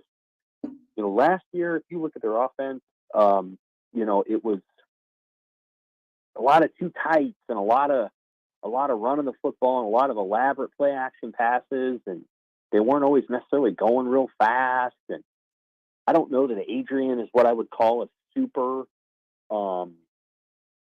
tempo guy. Like, I think he's going to fit pretty good at Kansas State. I think he's more of a pocket, I don't know, the pocket's the wrong word, but I think he'll fit better there. That offense kind of going slow. And so the question, I think they're probably going to crank it up. I think they're actually they're going to move their tempo faster this year than I think they did the last couple of years. That's just my sense of it. I think it's gonna go faster. They're gonna try to do that, and they're gonna try to throw the ball around the yard. They could run it, and I think if they can, all the better. But I think, Whipple was saying they got 87 pass concepts. Yep, 88. I think he said. Try to throw the ball. Yeah. Yep. They're gonna try to do, I think, some of what Frost had always wanted to do, is move quick and have an offensive coordinator who can call plays fast and all the rest. So we'll see. I just don't know. Ironically, the basketball program has the exact same issue. What they wanted to try to do in their pace, they wanted to play fast. It has been a disaster because they don't have as good of players as the teams are playing, and their players are making too many mistakes. And so when you play possession games in basketball and your possessions go out empty and the other team plays possessions and then they score more than you, that's why you win. You get 9-10 games. Yeah, you get drilled. And both of these coaches have not been able to execute the formulas that have worked at other places at Nebraska. And I don't know if it's because of the Big Ten or if it's because of them, but that there is a similarity in their failure to impose their systemic will on the league.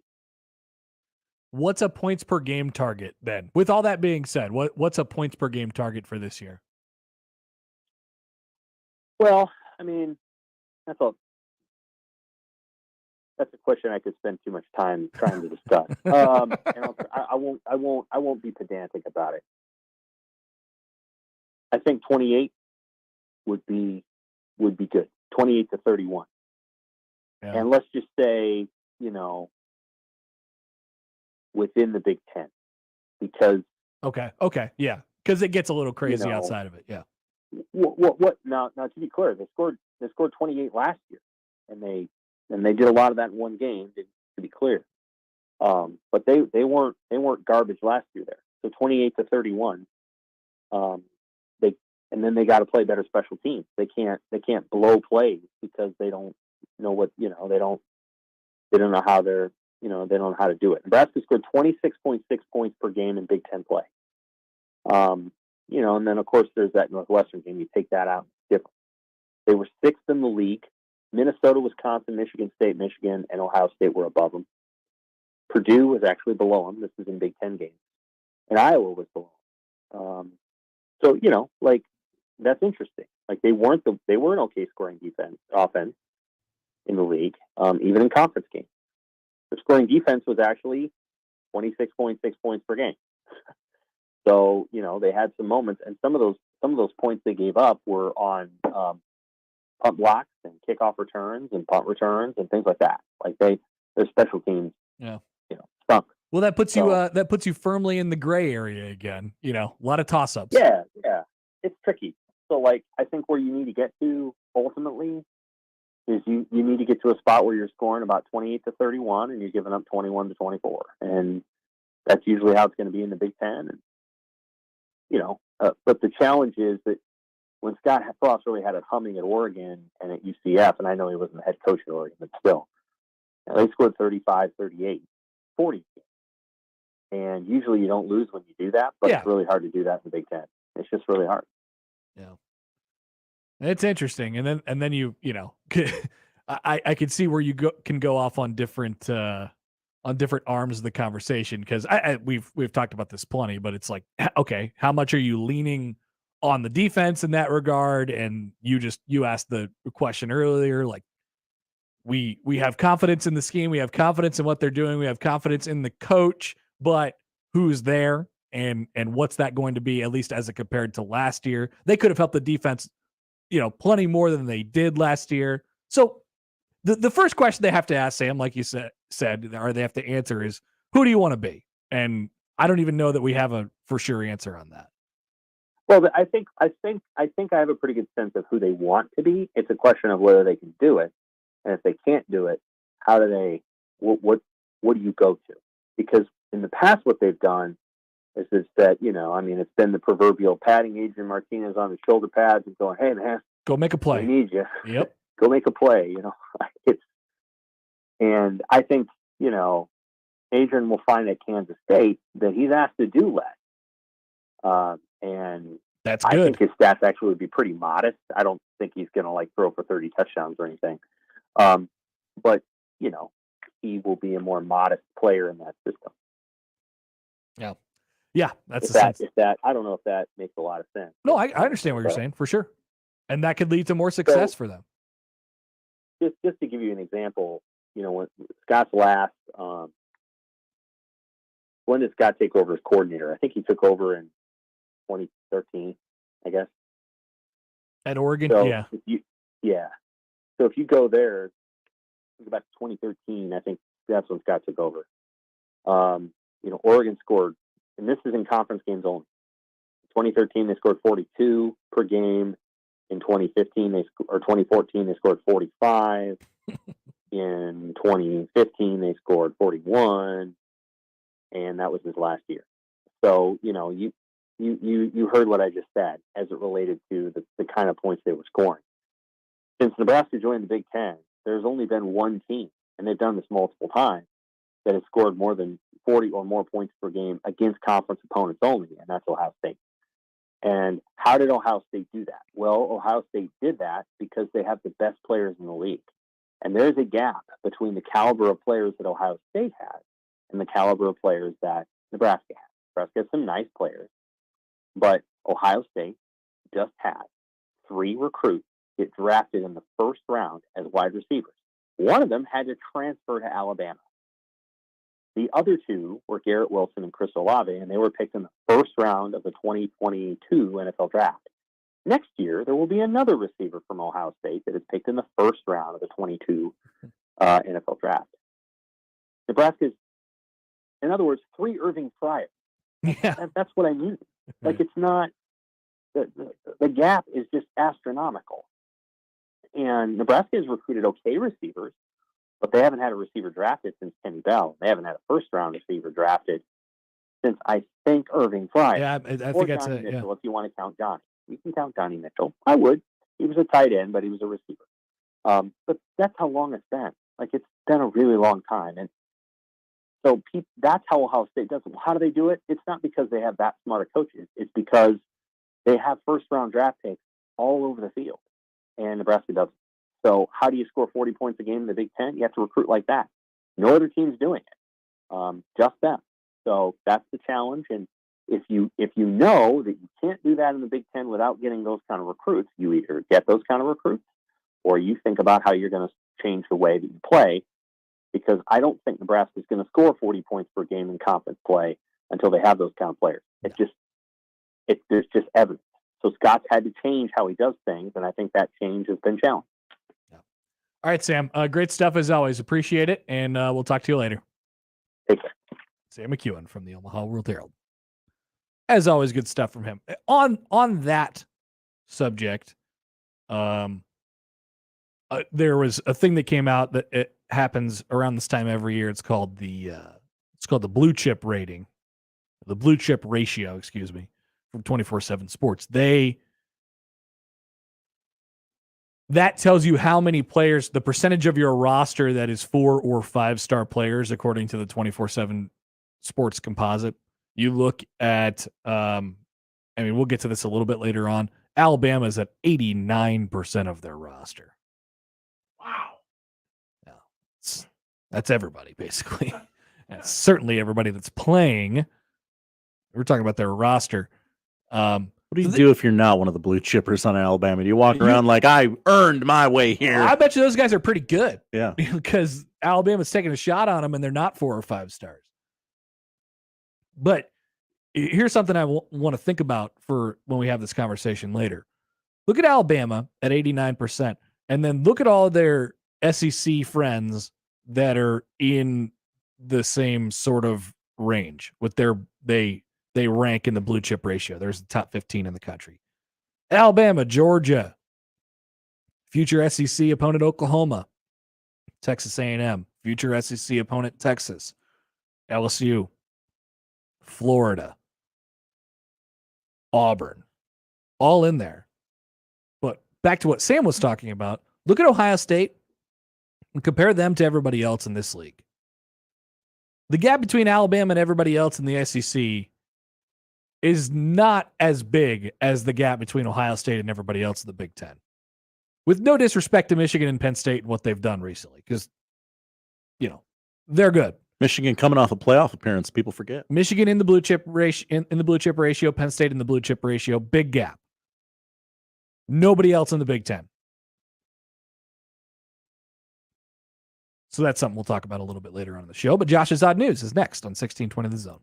Previously on Unsportsmanlike Conduct. I just don't understand how you can have it and say there's no flavor. There's nothing to it. It adds nothing. No, so if I gave you a spoon of mayonnaise, of flavor. If I gave you a spoon of mayonnaise and you ate it, you would say there's no flavor to this? What does it taste like to you? It truly tastes like nothing? It's like eating cardboard. Cardboard has flavor, though. Unsportsmanlike Conduct with John Bishop and Josh Peterson. Weekdays 2 to 6 on 1620 The Zone. Your Omaha area forecast presented by Funplex Water Park and Rides from the KETV Newswatch 7 Weather Center on 1620 The Zone. Mostly sunny, gusty, and hot again for your Thursday with a high in Omaha of 96, but feeling closer to 99. Expect southerly wind gusts in excess of 20 to 30 miles an hour. Partly cloudy tonight with a 30% chance of storms late, a low of 74. I'm meteorologist Caitlin Harvey with KETV Newswatch 7. No better time than now to focus on your garden or landscape. Come shop Lanaha's Garden Center, filled with the area's best quality plants, flowers, and trees. Rooted in quality, unmatched value. Lanaha Nurseries, 192nd and Center. Heading to a cookout with family or friends? Heading home from a ball game? Or heading no place in particular on a random weekday? All seems like great reasons to head over to Ted and Wally's Ultra Premium Ice Cream. Hey, it's Damon Benning from Sharp and Benning in the Morning. Ice cream on a hot summer day or night is awesome. And ice cream from Ted and Wally's is even awesomer. Yes, it's a word. You know me. I make them up, but not this time. Cones, cups, pints, quarts, even half gallons to go. Head to Ted and Wally's Ultra Premium Ice Cream. Celebrating more than 35 years, 2 locations, Benson and the Old Market. Visit tedandwallys.com. I'll ring you up in a second. Kim, can you see if we have more acid wash? Desmona's thrift store is the spot for killer vintage finds. Oh, that looks fabulous on you. Hey, can you do the register? But her sales clerk situation feels pretty threadbare. Oh, yeah, let me clear out that fitting room. Indeed can help her hire great people fast. I need Indeed. Indeed, you do. We instantly connect you with quality candidates whose resumes on Indeed match your job description. Earn up to $500 in sponsored job credits by conducting interviews on Indeed. Visit Indeed.com/credit. Terms and conditions apply. The Lindley Clothing Summer Sale is on now. Save big time store-wide. Shorts and sports shirts, golf wear, casual slacks and accessories, and suits and sport coats. The Lindley Clothing Summer Sale. Lindley Clothing at Linden Market, 132nd just north of Dodge. If you're living with chronic joint pain in your knees, hips, lower back, and shoulders, I've got exciting news for you. Emmett Smith, all-time rushing leader and Hall of Famer. Now you can get relief from pain without harmful medications and surgery. Call my guys at QC Kinetics. QC Kinetics specializes in biologic therapies that can repair and restore damaged tissue. I'm talking about natural pain treatments now available, not just for pro athletes, but to people like you. At QC Kinetics, we're seeing patients every day who suffer from chronic joint pain, but who desperately wanted to avoid surgery. We're treating joint pain with biologic therapies, regenerative solutions with long-lasting results. Listen, it's all about getting your life back. Playing touch football with kids, walking upstairs pain-free, getting back on a job, and patients at QC Kinetics are raving about the results. QC Kinetics. Call to learn more about restorative treatments that can get you back in the game. Call QC Kinetics, 402-205-4960. That's 402-205-4960. 402-205-4960. Equitable Bank. We take banking personally.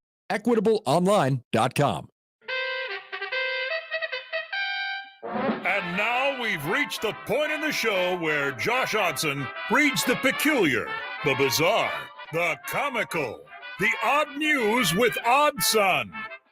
Odd news, Odd Son. See what we did there?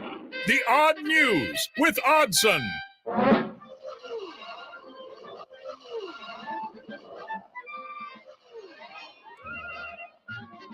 right, welcome back. It's time for the odd news with Josh. Hello, Josh. Hello. Just looking at the lovely aerial shots of the old course at St. Andrews. Come on. Ugly. Aren't you a history guy? It's a significant golf tournament. I don't deny that. Not aesthetically pleasing on television. Wouldn't you want to read, or wouldn't you want to go to one of these places just to see all the history and think, man, this has been sitting here since. Do they let people on this course? What do you mean?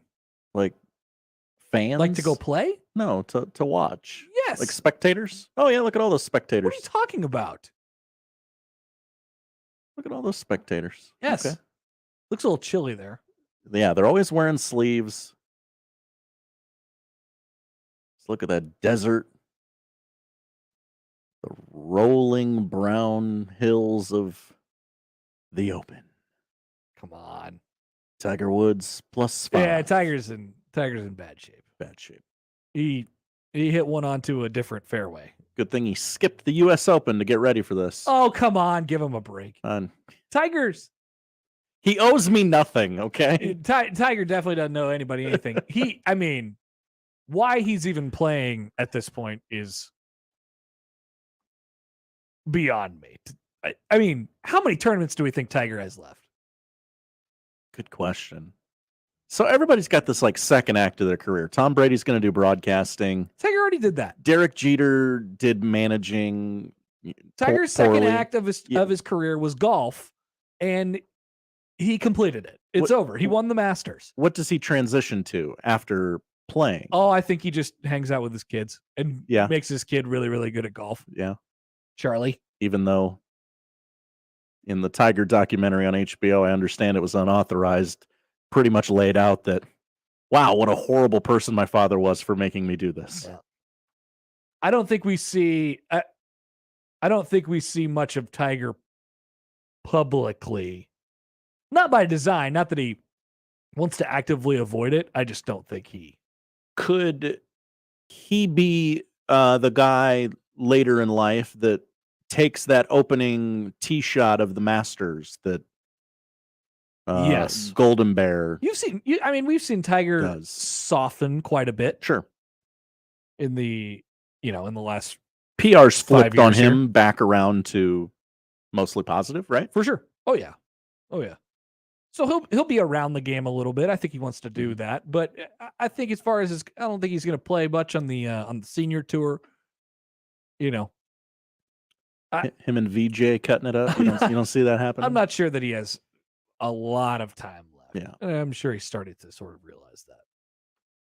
Okay, odd news. So odd news. We begin in Council Bluffs.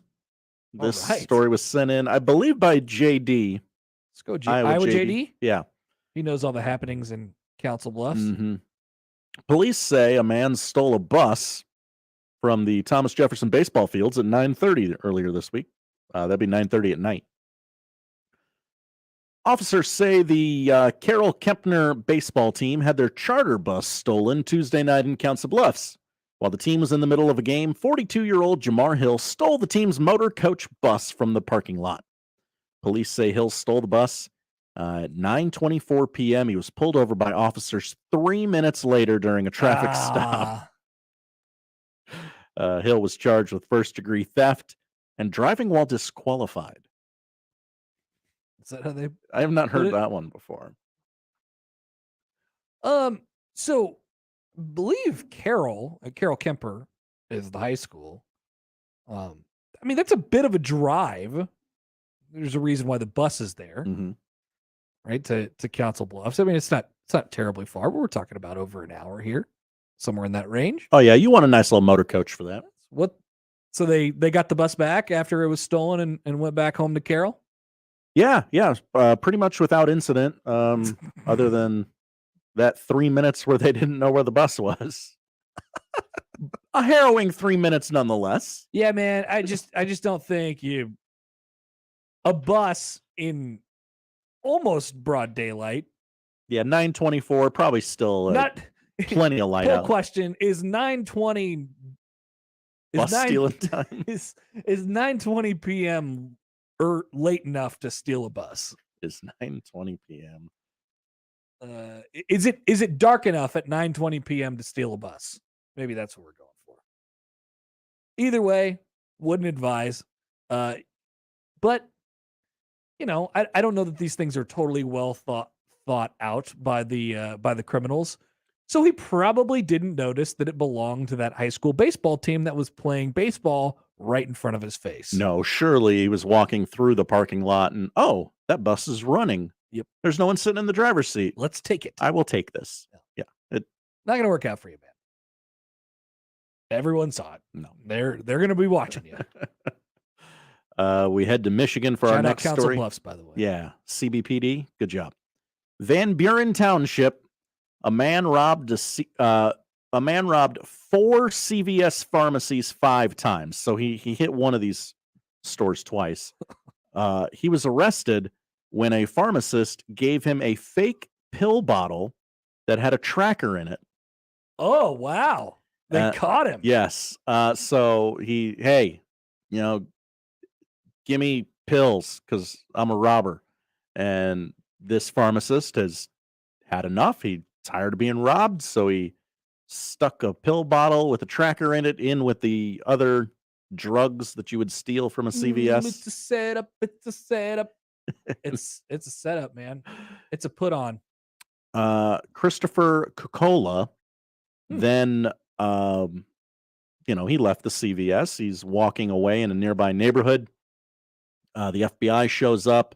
They create a perimeter, I guess, for more or less. The FBI approaches Christopher. They say, hey, and before they can really even say why they're there, Christopher goes, the guy you're looking for went that way. And the police were quick to point out, no, it's you. No, it's you, buddy. You know how we know it's you? Funny story. You're holding the device.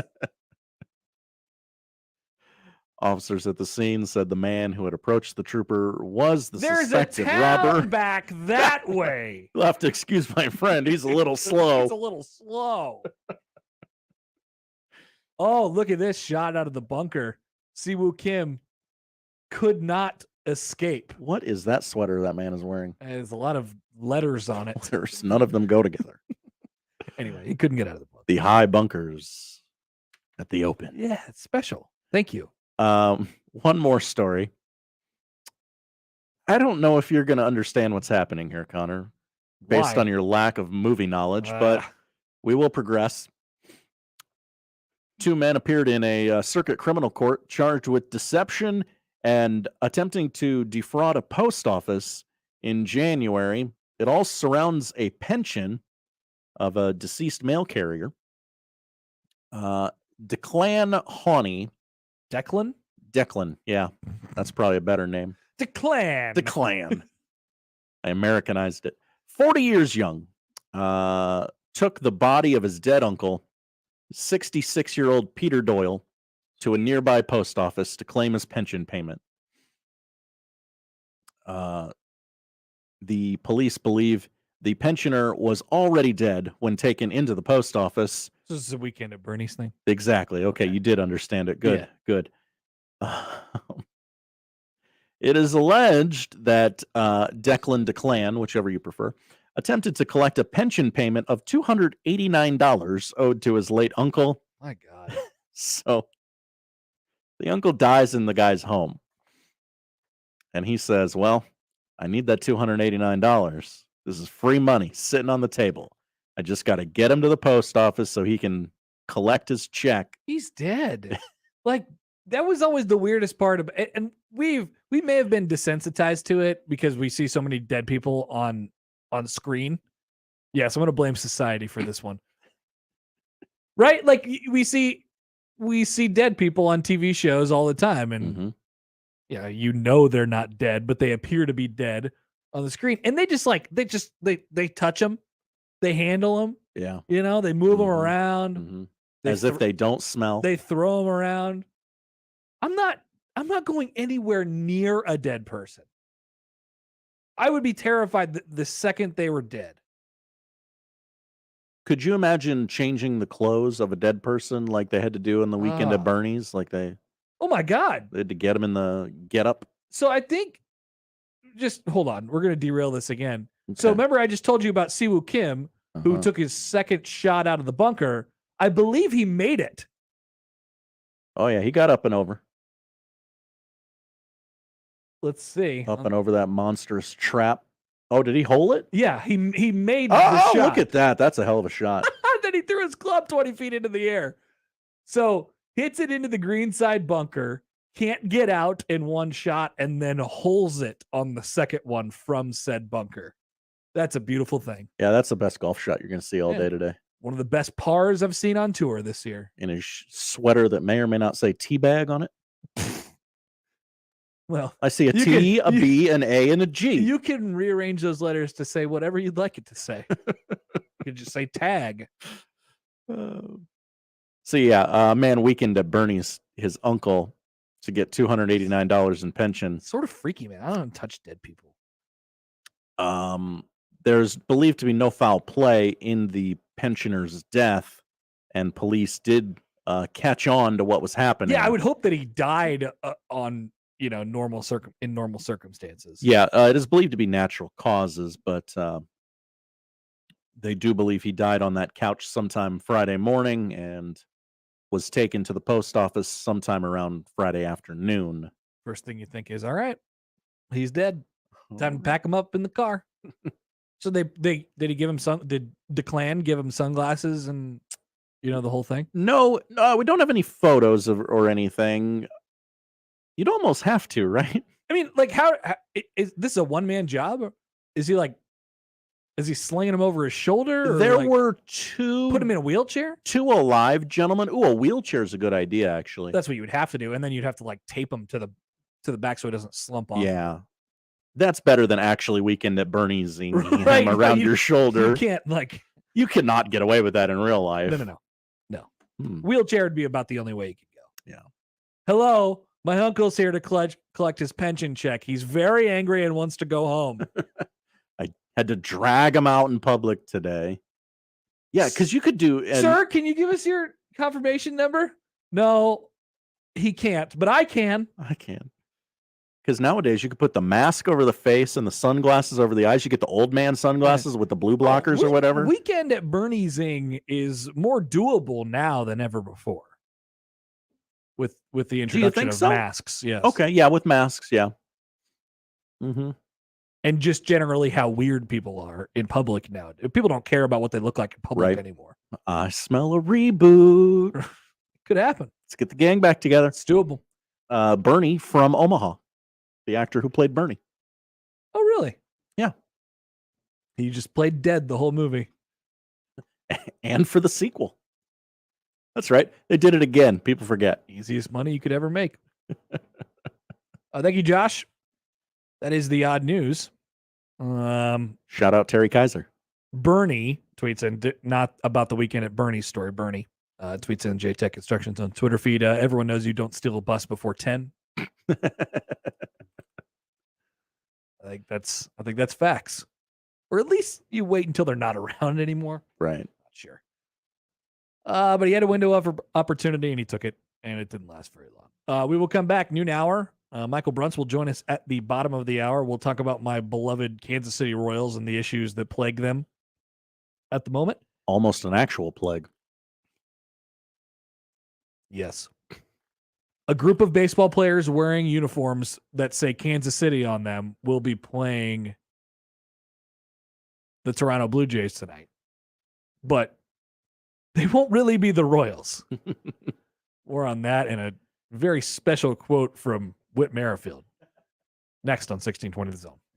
The Connor Happer Show. Follow us on Twitter @Happer Show for all the latest news and views. We may even say something interesting once in a while. Unlikely. Really, guys? Omaha's most listened to all sports radio station. Again and again and again. 1620 The Zone. Before putting something in your body or in your mouth like Kratom or CBD, wouldn't you want to know a little something about these products? At 42 Degrees, we take pride in giving our staff all the training they need on CBD and Kratom and only carry lab-certified quality products. So if you're suffering from sore joints, discomfort from an old sports injury, or other ailments, stop by any 42 Degree location. Hear what Kratom and CBD can do for you. 42 Degrees, by your mom's house. That's the sound of one of my favorite customers ever. His name's Jeremy.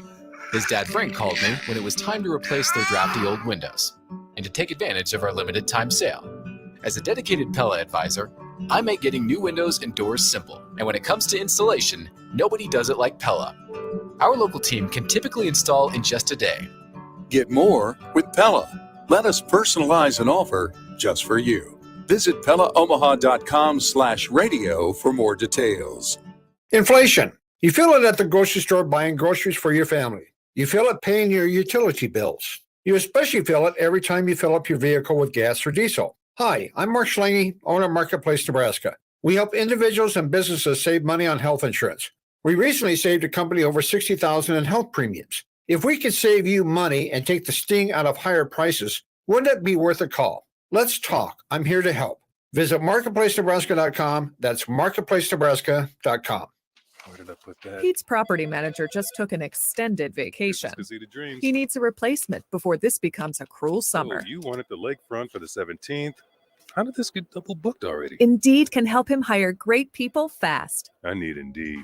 Indeed you do. We instantly connect you with quality candidates whose resumes on Indeed match your job description. Earn up to $500 in sponsored job credits by conducting interviews on Indeed. Visit Indeed.com/credit. Terms and conditions apply.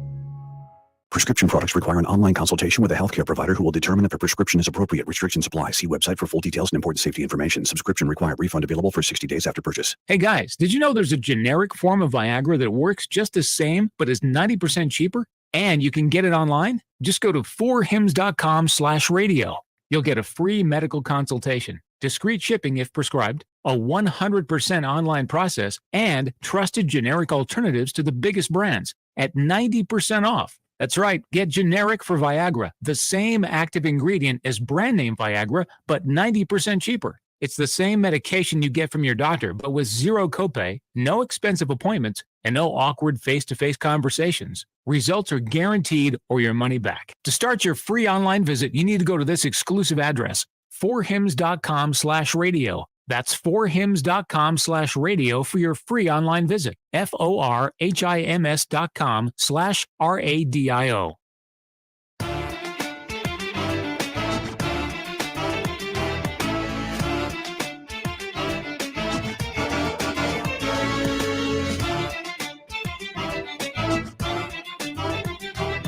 Oh, look at that beautiful. Did you see that shot there at the? Did he hit another one? This Kim guy.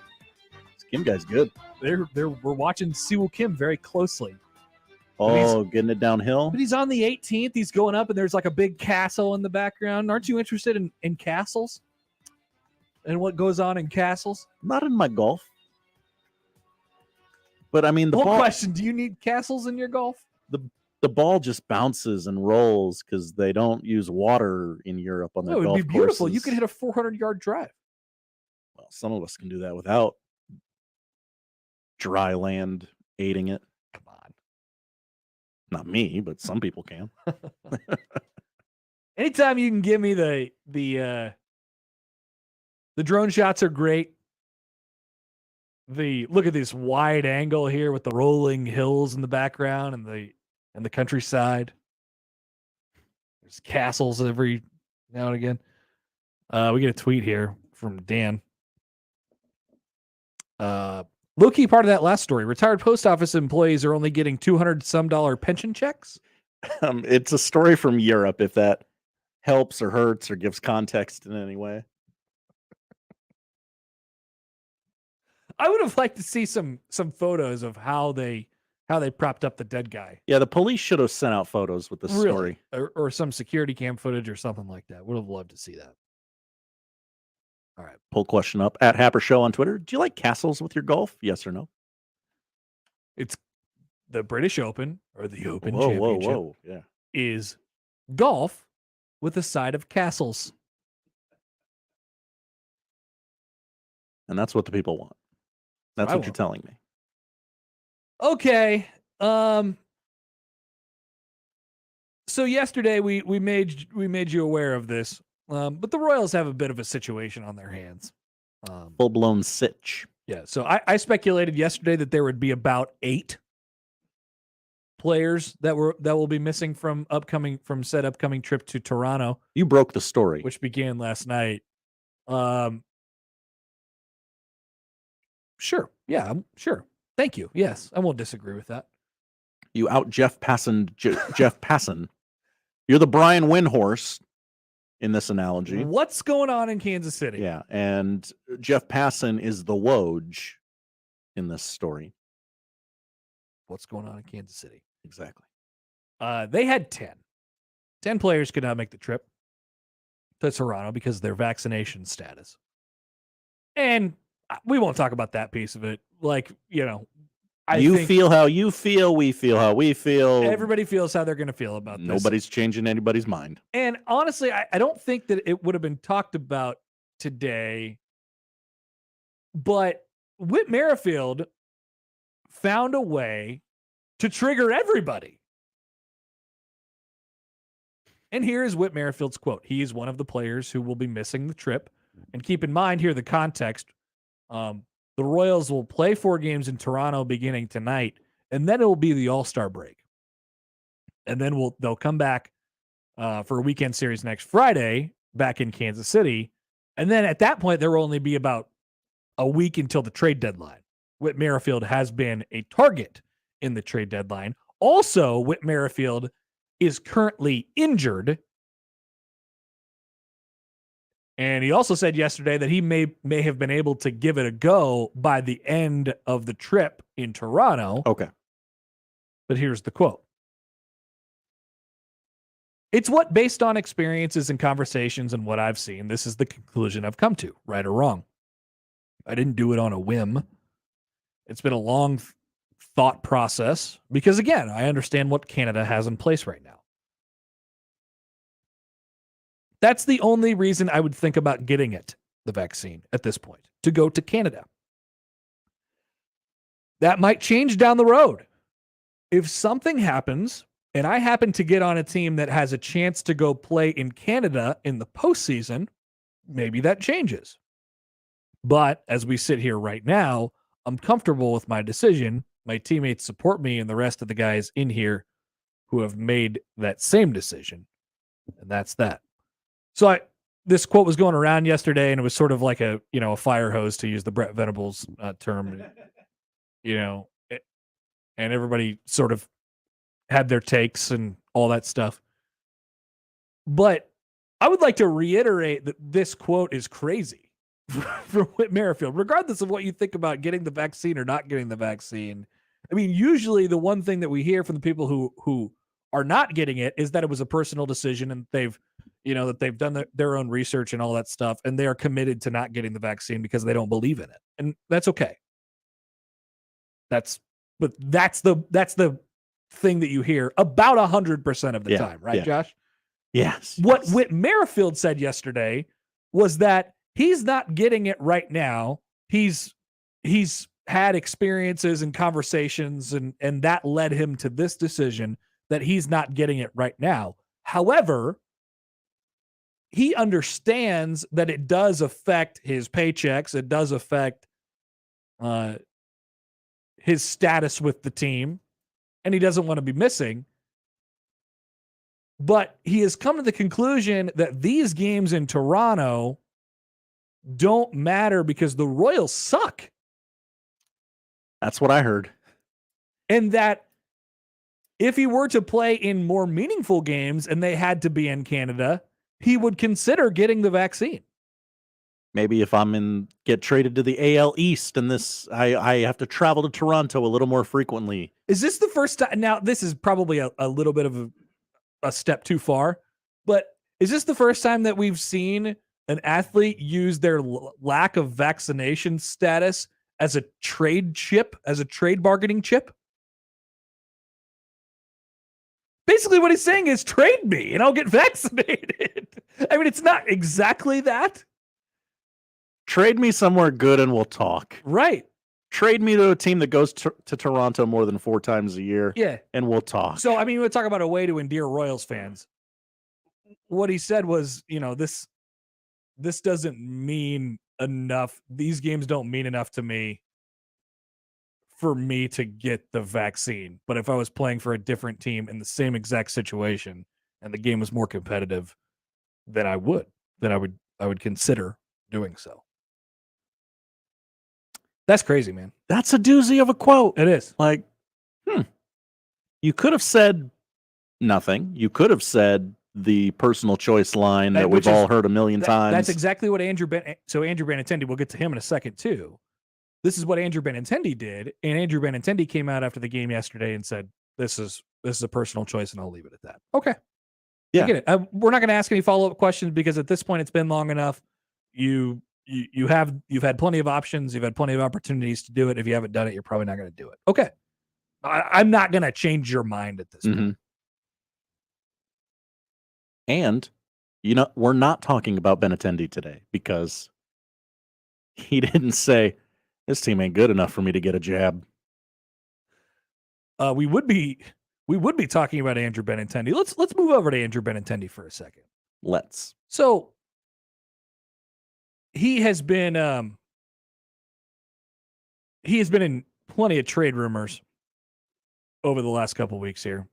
He is what I would call a lock to be traded at the trade deadline, considering that the Royals were not able to, I don't even know if they tried, they were not able to reach an extension with him this offseason. He'll become a free agent. It's a classic situation. You're having a really good year, and you're also in a contract year, and the Royals want to get something back for you rather than just take the compensatory pick that you're going to get when he leaves via free agency this offseason.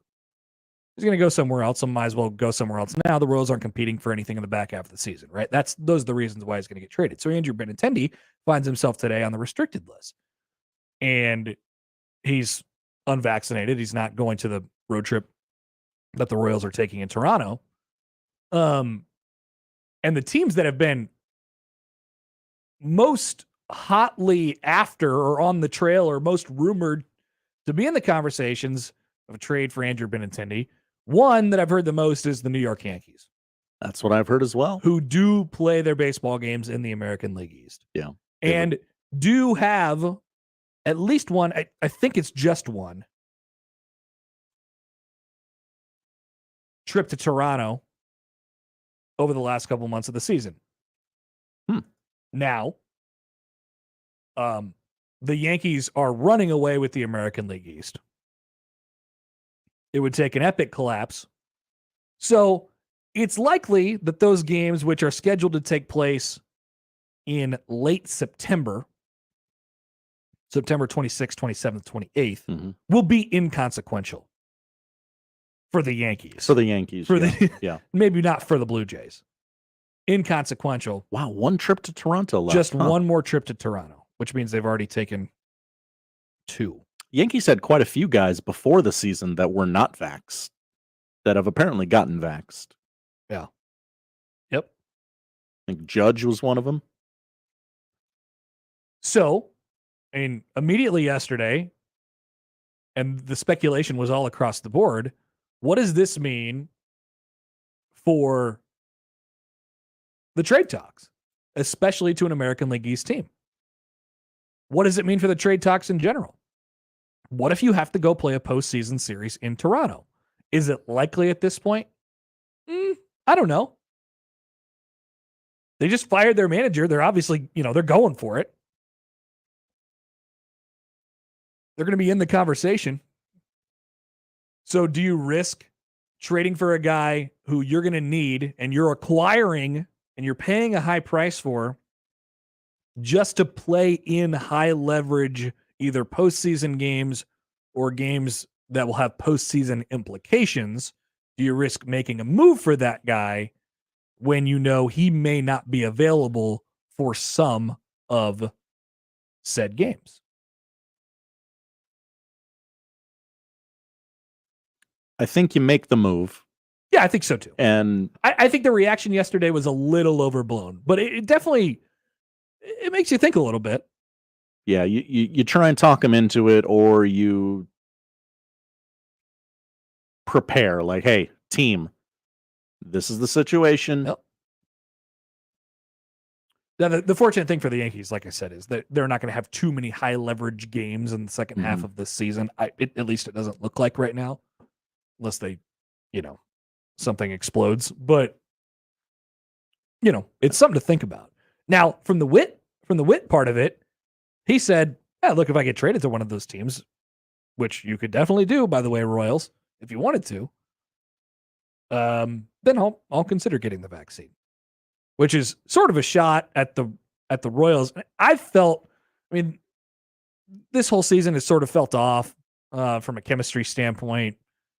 And the Royals should be better than they are right now, and everybody's frustrated. I think the last 5 years have weighed really, really heavy on the franchise, and especially on a guy like Witt, who's played every game for 500 games in a row.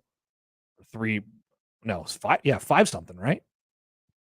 Yeah, it was 5 something until earlier this week. He's played every day for 500 games in a row, and he's basically been the face of the Royals for the last 5 years, 6 years, 7 years, which has been not fun. He came after the Royals championship team in 2015, and he's basically been the mainstay every day. Sal Perez missed a season. He's missing more than half of another one now. It's been Witt, and the fans have taken a liking to Witt. You go to Kauffman Stadium, you'll see a lot of Whit Merrifield jerseys. I think it's pretty clear that Witt wants out. At least that's how I took it. I mean, they got the 4th worst record in the league right now. Yeah, I'm not blaming it all on him, because no, there's a lot that the Royals could have done around. Like, I feel bad for him to a certain extent. No, I was going to say it's disappointing in the way that it's going to end here, because I think you sort of have to make a deal now. On paper, that's not the 4th worst team in the league. Yeah, it shouldn't be. Like, they weren't going to contend for anything, but it should not be. They shouldn't be this bad. Look at the Baltimore Orioles, 1 game above 500. That roster is not better than what the Royals is right now. It's not. So, yeah, weird times. So, like I said, they'll come back. What do you think the response at Kauffman Stadium will be on Friday when Whit Merrifield is announced in the lineup?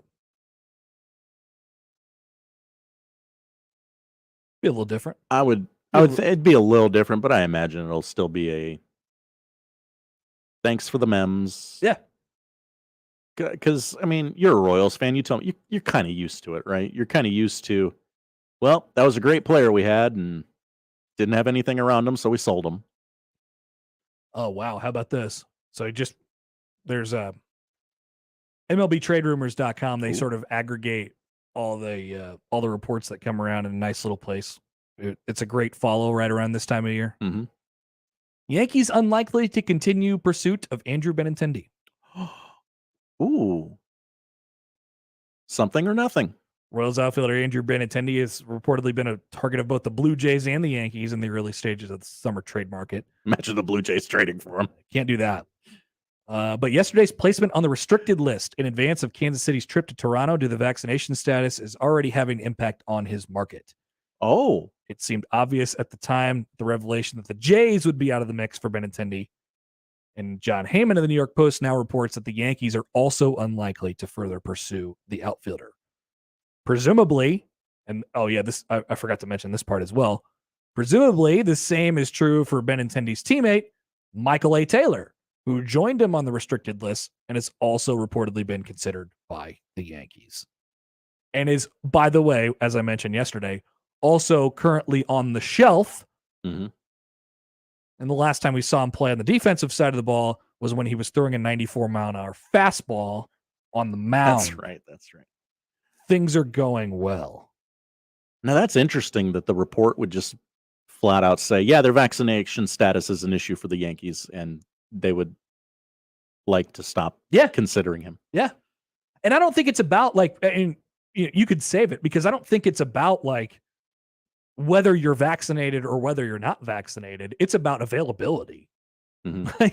That's what, if you're the Yankees, you don't have to make your thoughts known about that, because you can just say, look, man, we want this guy to be available in every situation. We are paying dearly with top prospects to acquire this guy at the deadline, and we need him to be there every single day. Otherwise, it doesn't make sense for us, because this is a rental player. Mm-hmm. He's going to be on our team for 3 months.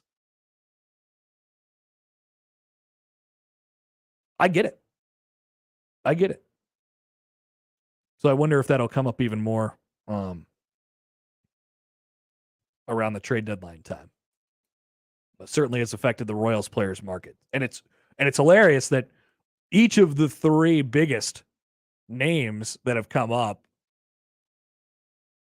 Michael A. Taylor, Andrew Benintendi, and Whit Merrifield, all would be trade targets, all ended up on the restricted list this weekend. Can I hit you with a nerdy MLB stat? Yes, absolutely. Anytime you want to do that. Anytime you want to derail the show and just do that, absolutely. Okay.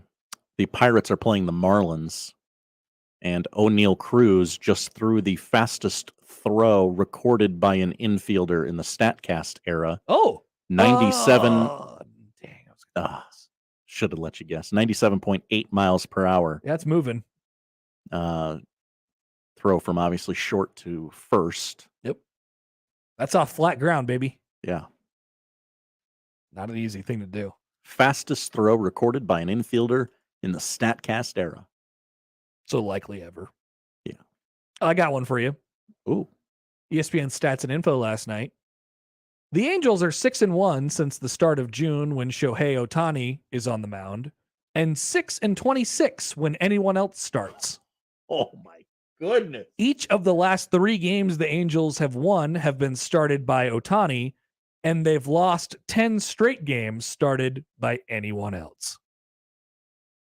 Well, there's a place to start looking. We were asked how to fix the Angels yesterday. It's pretty easy. Get any pitchers who work. Or throw Shohei Ohtani every night. Yeah, you have 2 options.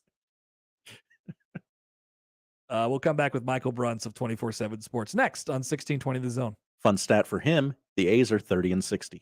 Live from the Host Coffee Studio, this is 1620 The Zone.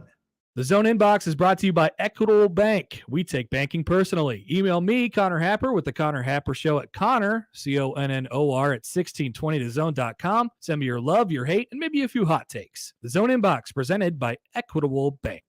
everyone. Josh Peterson here for my friends at Miracle Hill Golf and Tennis. It is a great time for you to get your golf game back in shape with their director of instruction, Mike Favre. Give him a call at 402-498-0220. Whether it is individual lessons, whether it is group lessons, whether you are a single handicap or have never played golf before, he can help improve the game of golf for you, and thus you will enjoy those rounds when you get out and play. They're located just north of the Dodge on 120th Street, Miracle Hill Golf and Tennis. Mom, Zoe said she wants to go to Funflex. Your infant sister told you this? Uh-huh. She wants to splash in the water. Yeah? And ride the go-kart, play on Makana Splash, and go down the Rocket Rapids. What? And went to Cabana. We can spend the day. She said all this, huh? Uh-huh. Zoe also said we should invite my friend Caleb. It would be really fun for me. Zoe. Right. It's all for fun and fun for all at Funplex. 70th and Q, dude. Get your tickets now at fun-plex.com. Hi, I'm Flo from Progressive. Being a baseball fanatic like me can be stressful. It's not all sports points and touchdowns. So Progressive is going to help you take your mind off your team for a moment. Instead of thinking about how they missed that goal point score, think about the Name Your Price tool from Progressive, letting you choose coverage options based on your budget, unlike your team that missed the end zone net area. Well, anyway, hope this distraction about Progressive's Name Your Price tool was helpful. It sure kept me from thinking about all those penalty balls. Yay, sports! Progressive Casualty Insurance Company and affiliates. Price and coverage match limited by state law. I wanted to know why some people who get COVID-19 get it so bad. I found out it may be because they have a high risk factor, such as heart disease, diabetes, being overweight, smoking, and asthma. Even if symptoms feel mild, these factors can increase your risk of COVID-19 turning severe. So if you're at high risk and test positive, there are things you can do, like asking your healthcare provider if an authorized oral treatment is right for you. Learn about an option at treatcovid19.com. This message is sponsored by Pfizer. JTech Solar wants to give you a solar summer. You could win a solar system for your home worth up to $10,000. It's JTech Solar's Solar Summer Sweepstakes on 1620 The Zone. Get all the details and enter to win right now at 1620thezone.com. A smoke-free environment is the only way to fully protect from the dangers of secondhand smoke.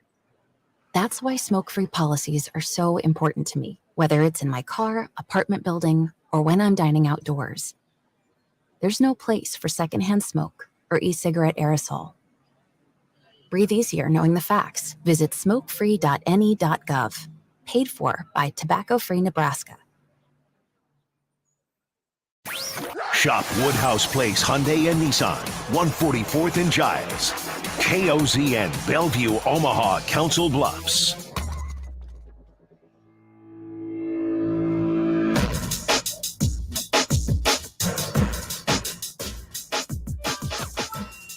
All right, welcome back. We're the Connor Happer Show, 1620 The Zone and 1620thezone.com. We're joined now by Michael Bruntz, Husker 24/7. Hello, Michael.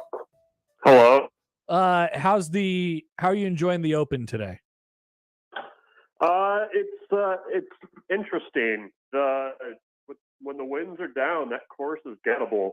So, yeah, we might see a high or a real low score from the winner. I'm thinking, because it's supposed to be like this like all week, right? Yeah, well, yeah. If you were fortunate enough to be out earlier today, that's where the low scores came in. But yeah, it's getting pretty rough out there now. It looks like. Yeah. Well, I mean, you got Tiger and David Duval looking like the best 10 handicappers out there. So. Hey, we were talking about this earlier. How many tournaments do you think Tiger has left? Like, you think he's just going to keep going out there and borderline missing cuts at major, like fighting for his life just to make cuts at majors every time he plays? I don't know. Like, I feel like what he said this week made it seem like he's probably getting close to being done with, most non-majors. I mean, maybe if he can kind of gear up for the majors and be a little competitive there, he'd do it. But I don't know. Like, it's really kind of painful watching him walk. Like, it's not. It doesn't give you much confidence that there's 2 years from now he's suddenly going to be the Tiger that people probably expect and that he probably expects too. Yeah, I don't know if there's an amount of rest that would get him to the point where he can really be his old self even for a weekend. But yeah, It's tough to watch at times. Do you like the castles with your golf? We asked that as a poll question earlier. Do you like little castles with your golf? I do. I actually did the circuit in Scotland about 5 years ago, and it definitely it's nice. I like a little castle. No, you can get it. You can roll it out there. Say you're hitting your driver, 210. That's going to kick out to 250. You're going to feel like a big man. Yeah, well, yeah, and especially if there's actually wind. You catch it going downwind. It's kind of like you're playing at super altitude. It's kind of fun. Beautiful. Nebraska. Well, it's another day, so Nebraska baseball got another transfer in. Is their entire roster going to be made up of people from other colleges at this point? Well, they're about half. I think Will Rizzo, who you're referring to, he is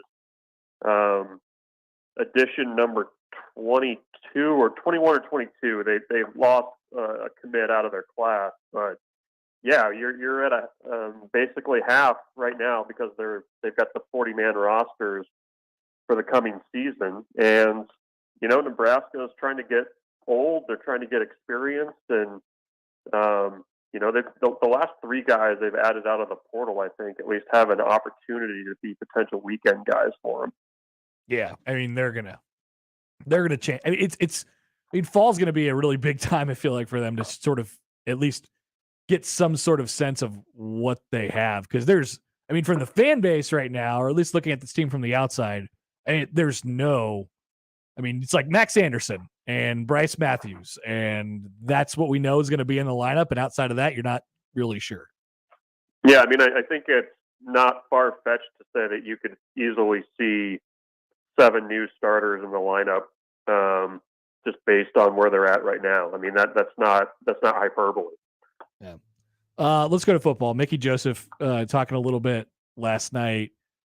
As as we get closer and closer to the season here, I appreciated Mickey Joseph and his sort of directness about all the guys and what they need to do. It feels like to me, Bruntz, that the 3 transfers that they brought in, I don't know if you'd say that they have a leg up or what, but if there was any question about those 3 guys and their ability to get on the field right away, I think it's probably gone with recent comments from the wide receivers coach. Like those transfers are going to be big impacts on what they do this year. Yeah, well, I mean, they weren't brought in to sit, Yeah. and Trey Palmer, I think that's an obvious one. I don't know that there's necessarily been enough run to this point about Garcia Castaneda. I know he's a guy that Dickey really, really, really likes, and he didn't participate in the spring because of injury, but his skill set and what he's done at other stops, and not just talking New Mexico State. I mean, he was basically a human highlight film in JUCO. It really fits what Mark Whipple wants to do with the deep passing game and big plays and that kind of thing. So I think you really need to kind of keep him at the front of your mind, when you start talking depth charts and who's going to see a lot of time. Well, the other thing that, Mickey said it multiple times. He said it last night. He said it this spring too. I think Oliver Martin's a little bit of the forgotten man in that room. Sure. And I think that, if healthy, he's got the potential to play a lot too. He kind of gets lost in the shuffle with the new guys and Omar Manning and all that other stuff. But I mean, he had a great start to the year last year and then got hurt. And then you kind of never heard from him again. And I think he's got the potential to be a guy for him too. So, yeah. Go ahead. Sorry. No, I was just gonna say, like, on the transfers part of it, like, and all those guys. I mean, Oliver Martin is included in that category as well, even though he's been here for a couple years now. I mean, it got to the point where they'd bring in a transfer, and you're like, okay, well, how big of an impact is this guy really going to be, and is he going to get on the field? And you said it; those guys aren't here to sit. I mean, are they going to be a little bit more projectable, I suppose, in the way that they talk about the guys in the individual rooms, where it's going to actually match up with what you hear now? Because that's sort of the sense that I get. What we see on the field might actually add up with, what we hear. Yeah, well, I think that's probably going to be the case. I mean, I think that Nebraska's probably hurt themselves a little bit in years past with the way that guys have been talked about, and then it hasn't shown up on Saturdays. So I don't know. I mean, I think, and especially in Mickey's case, I mean, he's honest almost to a fault, I think, about where his guys stand. I mean, the comment that keeps banging around in my head is guys playing for scholarships essentially. Yeah. In that room that he said in the spring. I mean, I don't think he's sugarcoating things at all with those guys, and I think he's probably using some of those media opportunities as a little bit of motivation too, because that stuff gets back to guys, right? And I don't think that there's any mystery really about where a lot of those guys stand on the pecking order. I think Brian Applewaite's kind of the same way, and I just think these coaches are pretty honest, and we'll see if it lines up. But definitely, I think the thing you can say for that wide receiver group and the transfers is, Mickey's not messing around, and there's definitely a sense of urgency in that group. Yeah, I mean, let's talk about this a little bit earlier, but it's almost a transparency in what they do and also what they say, right? It's being backed up. It's like, yeah, we think we need more guys. We needed to, and the first thing he said last night was, hey, I think we needed to change the culture in that room, and I'd like to have some more guys. And they went out and, added freshmen that Mickey Joseph, brought in himself in a couple regards, and then brought in 3 transfers. I mean, that's one of the things that I'm certainly looking forward to a little bit more. Like you said, it's sort of Kool-Aid season right now as far as what's being talked about. But I don't know. It sounds good to me. Yeah.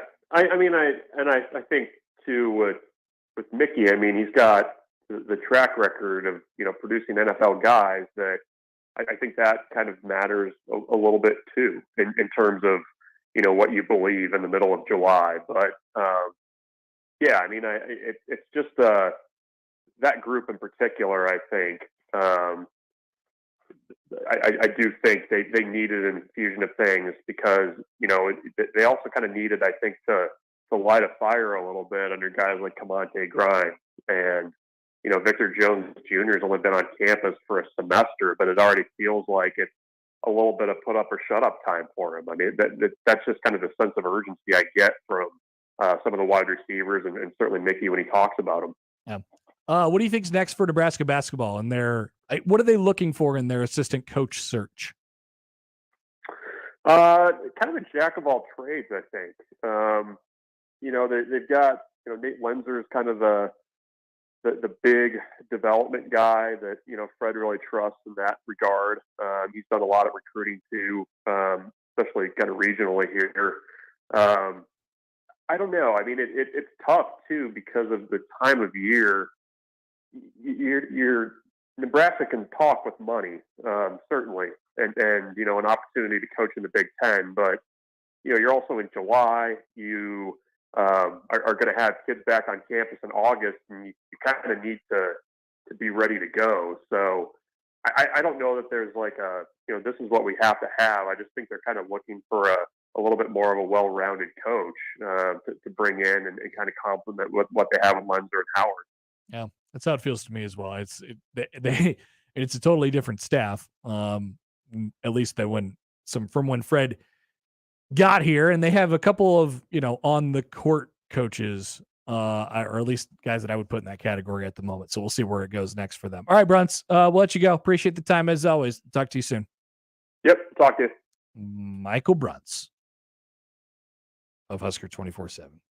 Yeah, I mean that's one of the things that I want to go back to the Mickey Joseph stuff that I really appreciate. I mean, how many times have we talked about it over the last? And look, still the off season. I'll leave that out front, but one of the things that we've consistently talked about over the last couple of years is how a lot of times what the coaches talk about doesn't match up to what you see on the field. And we're even just talking about who plays, not the caliber of play, but who plays, right? And I get the sense that, with Applewhite and Mickey at least, that it is pretty, like, what you have to do to get on the field. It's pretty defined. That's a good thing. That's a good thing for players. It's a good thing for coaches. It's a good thing for fans. It's a good thing for the football team. Need a little bit more of that around here over the last couple of years. We'll come back. Josh's top 5 is next. What is... Oh, are you surprised? A little bit. No. We're going to do the Cincinnati Bengals announced the white helmet. Ooh. 6 teams have announced an alternate helmet. Is this a thing this year that the NFL's doing since they changed the rules? Yes, the rules have changed. They've allowed for the alternate helmets, so teams are doing it. 6 teams have announced. I'll give you the top 5 of those 6. Excellent. Somebody's getting left off the list. 1 team. We'll have that up next on 1620 The Zone. Previously on the crossover. 6, 5, 4, 3, 2, 1. Time. Oh my God. Oh, and that's it. Did he even get 10? His personal goal was 10. Oh. Well, how many did he eat? I'm going to bet he ate. How many grams are remaining, John? I'm going to bet he ate 8. Sharp and Benning in the morning. The Connor Happer Show. Unsportsmanlike conduct. 6A to 6P. 1620. The Zone. Your Omaha area forecast presented by Funplex Water Park and Rides from the KETV Newswatch 7 Weather Center on 1620 The Zone. Mostly sunny, gusty, and hot again for your Thursday with a high in Omaha of 96, but feeling closer to 99. Expect southerly wind gusts in excess of 20 to 30 miles an hour. Partly cloudy tonight with a 30% chance of storms late, a low of 74. I'm meteorologist Caitlin Harvey with KETV Newswatch 7. More with Connor and Josh after this. We're going to have an extensive professional relationship, my man. On 1620 The Zone. Email Sharp and Benning on the Equitable Bank inbox with your love, your hate, whatever your hot takes are. We're here for you. The Zone inbox is brought to you by Equitable Bank. We take banking personally. We want to hear from you on the Equitable Bank Zone inbox. Omaha Storm Chasers fans, assemble! Join us on Friday, July 22nd for Marvel's Defenders of the Diamond, featuring an appearance by Thor. The team will wear special Black Panther jerseys that'll be auctioned off during the game, so don't miss your chance to go home with a piece of the fun. Dress as your favorite Marvel superhero and get your tickets today at OmahaStormChasers.com. Omaha Storm Chasers family. Everyone get on your feet, stir up the storm, we're family. 1620 The Zone. Live and local, broadcasting 6A to 6P in the Host Coffee Zone studio. Host Coffee, offering office break room refreshment services to Omaha and Lincoln metro area businesses. Discover a better break room solution for your office at sales@hostcoffee.net. Finding great candidates to hire can be like, well, trying to find a needle in a haystack. Sure, you can post your job to some job board, but then all you can do is hope the right person comes along, which is why you should try ZipRecruiter for free at ZipRecruiter.com/free. ZipRecruiter doesn't depend on candidates finding you. Its powerful technology identifies people with the right experience and actively invites them to apply to your job. You get qualified candidates fast. So while other companies might deliver a lot of hay, ZipRecruiter finds you what you're looking for. The needle in the haystack. 4 out of 5 employers who post a job on ZipRecruiter get a quality candidate through the site within the first day. ZipRecruiter, the smartest way to hire. And right now, you can try ZipRecruiter for free. That's right, free. Just go to this exclusive web address, ZipRecruiter.com/free. That's ZipRecruiter.com/free. ZipRecruiter.com/free. I had a lady that was in her mid-70s, and I'd sold her timeshare. And that was the lowest I'd ever felt in my life. I knew then that I had to do something to simply not to go to hell for selling timeshare. Chuck McDowell founded Wesley Financial Group to help folks cancel their timeshares permanently. Called her and everybody that I'd sold timeshare to, and I said, this is what I said to you that was a lie, and this is what you need to do to cancel your timeshare. From that point, people started referring friends to me to help them cancel the timeshare, and that's how it all started. I fought the world's largest timeshare company in federal court. If I had lost that lawsuit, there would be no one helping people that have been lied to when they bought timeshare. I guarantee if we take you as a client, we will cancel your timeshare contract or you'll pay nothing. Call Wesley Financial Group now for a free information kit. 800-798-4545. That's 800-798-4545. 800-798-4545. Being present and in the moment for family activities was impossible because Will Burt was so focused on the constant pain in his leg. My wife likes to take walks. I always kind of dreaded going on walks because they hurt. The boys both play baseball. I coach their teams. I was going to do them and be in pain and be uncomfortable and kind of sacrifice my own health. An old Achilles injury left Will coping with agonizing pain until he discovered the natural biologic treatments at QC Kinetics. No surgery or steroids. The procedure took place in the office, and Will walked right out. I feel great. There's no pain. There's no tenderness. Patients like Will are feeling amazing and living their best lives. Ironically, just got off the golf course today, so I think that's a good telltale sign that the Achilles is feeling better. Don't be in pain another day. Call QC Kinetics for your free consultation. Call QC Kinetics, 402-205-4960. That's 402-205-4960. 402-205-4960. Prescription products require an online consultation with a healthcare provider who will determine if a prescription is appropriate. Restrictions apply. See website for full details and important safety information. Subscription required. Refund available for 60 days after purchase. Hey guys, did you know there's a generic form of Viagra that works just the same but is 90% cheaper? And you can get it online? Just go to 4hims.com/radio. You'll get a free medical consultation, discreet shipping if prescribed, a 100% online process, and trusted generic alternatives to the biggest brands at 90% off. That's right, get generic for Viagra, the same active ingredient as brand name Viagra, but 90% cheaper. It's the same medication you get from your doctor, but with zero copay, no expensive appointments, and no awkward face-to-face conversations. Results are guaranteed or your money back. To start your free online visit, you need to go to this exclusive address, 4hims.com/radio. That's 4hims.com/radio for your free online visit. FORHIMS.com/RADIO. Let's get back to the Connor Happer Show on 1620 The Zone. Here comes the clown.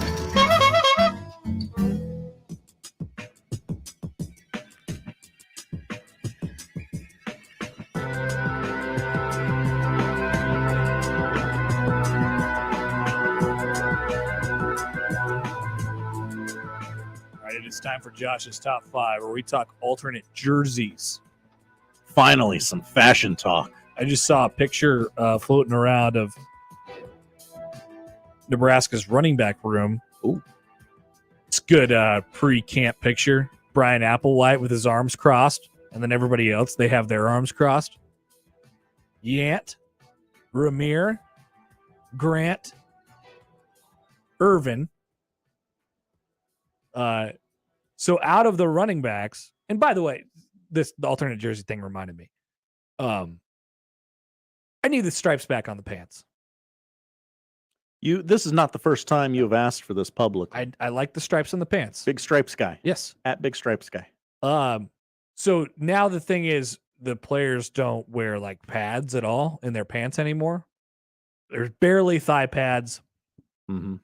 And especially for a photo shoot too.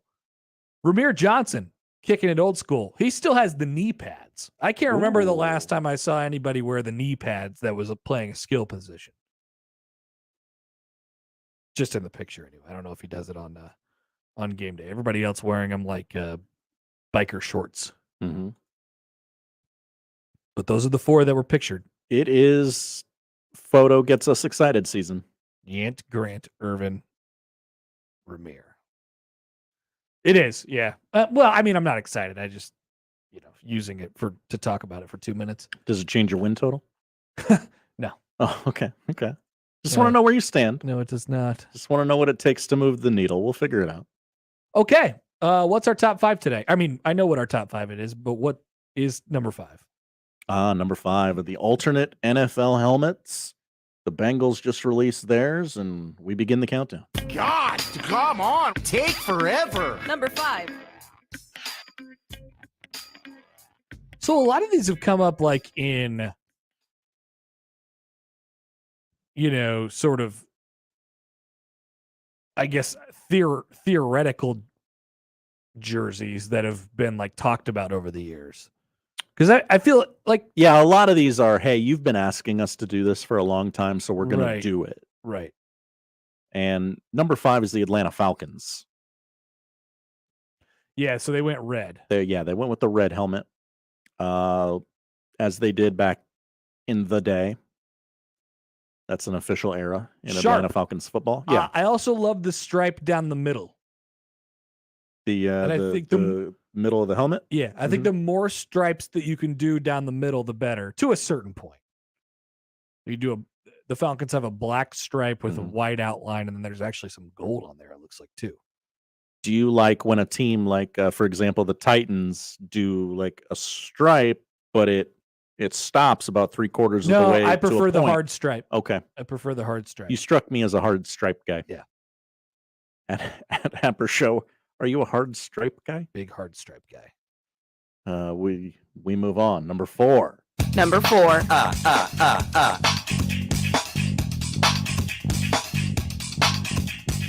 As we said, there are 6 teams that have announced an alternate NFL helmet. One of these teams will be left out, as you know. 6 is more than 5. The Cincinnati Bengals come in at number 4. Immediately into the list. Yeah, they make the list at number 4.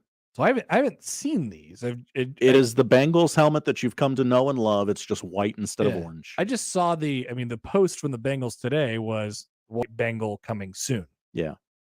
Now, theoretically, this will probably go with a white jersey and white pants. I see. Exactly. Snowflake emoji on Twitter on that particular game day. Joe Burr, if you will.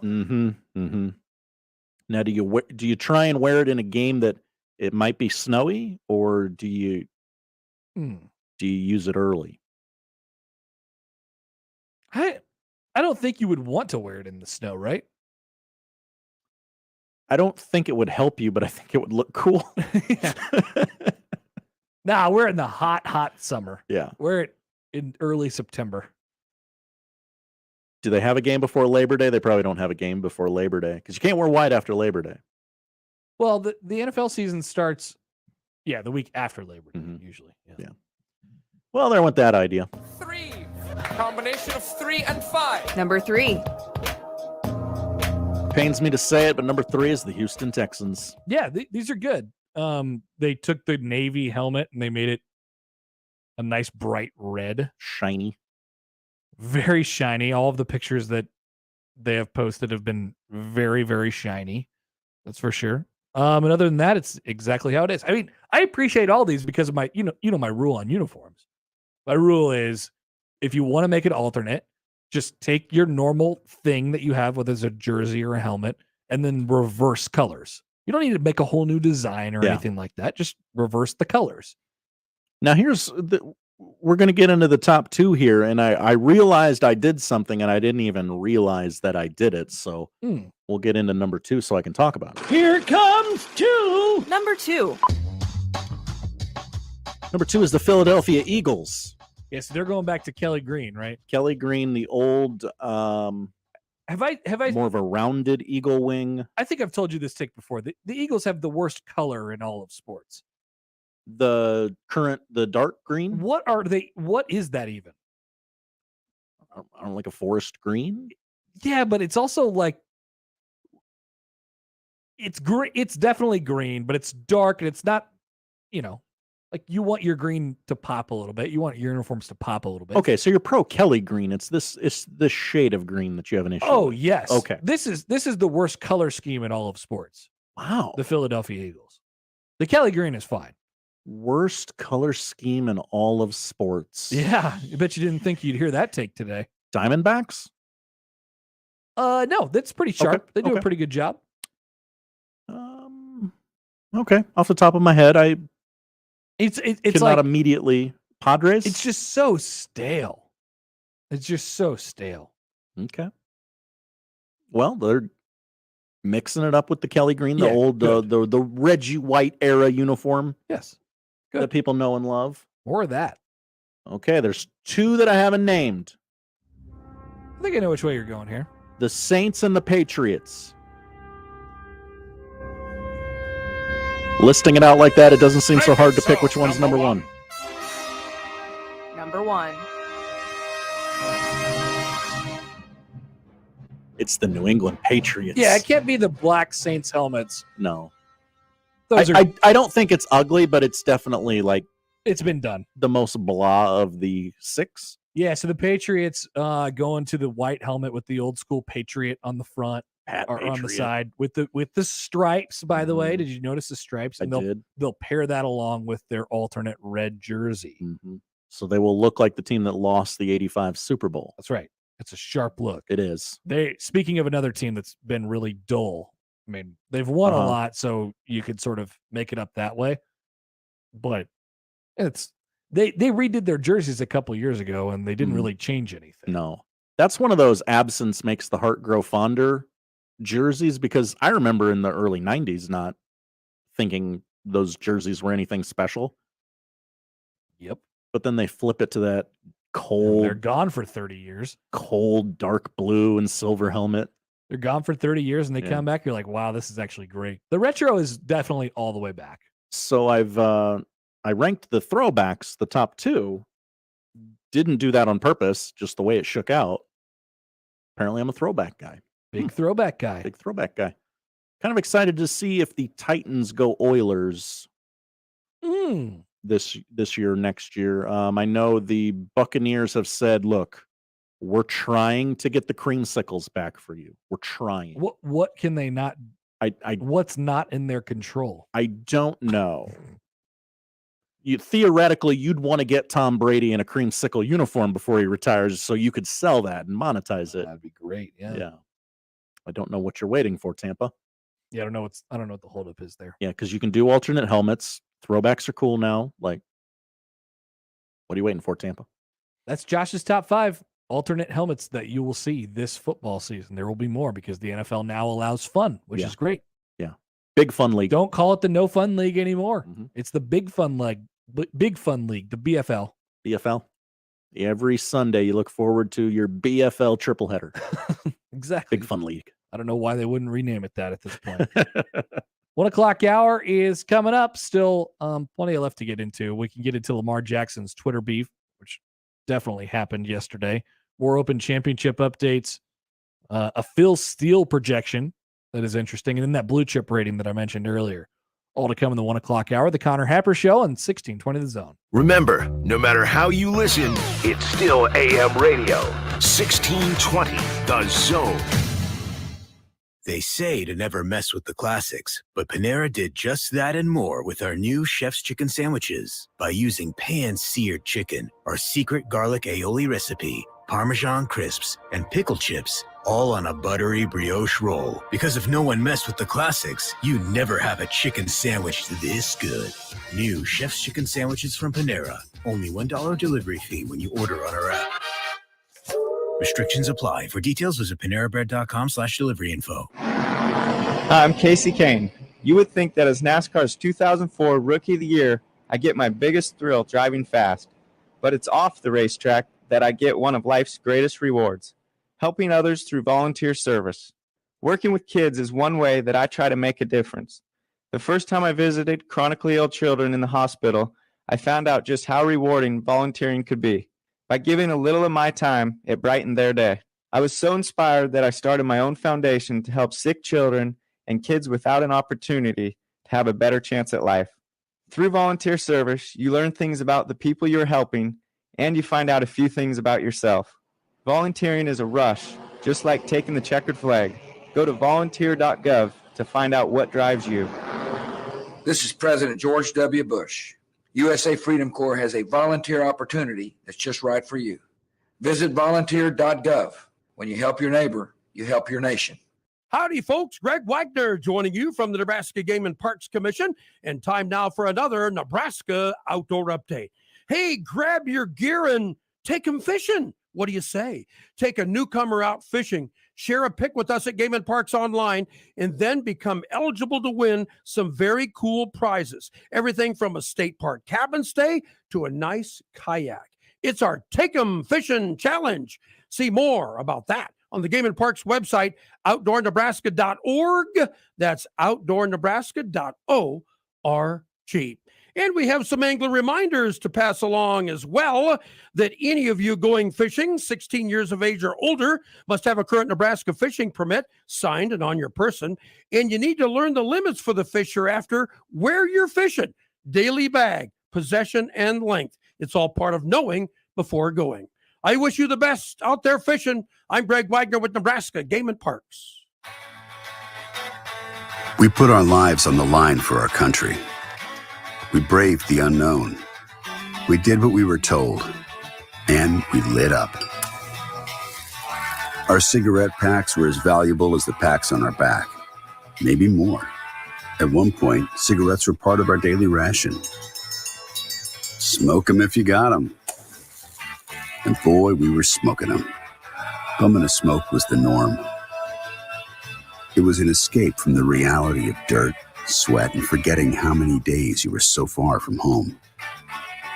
Never had to worry so long as you had a light, and the smoking lamp was lit. If that was you then, get your lungs screened now. Surviving lung cancer starts with a scan. Learn more at screenyourlungs.org. And thank you for your service. This PSA was made possible by industry funding and guidance from lung cancer patient groups.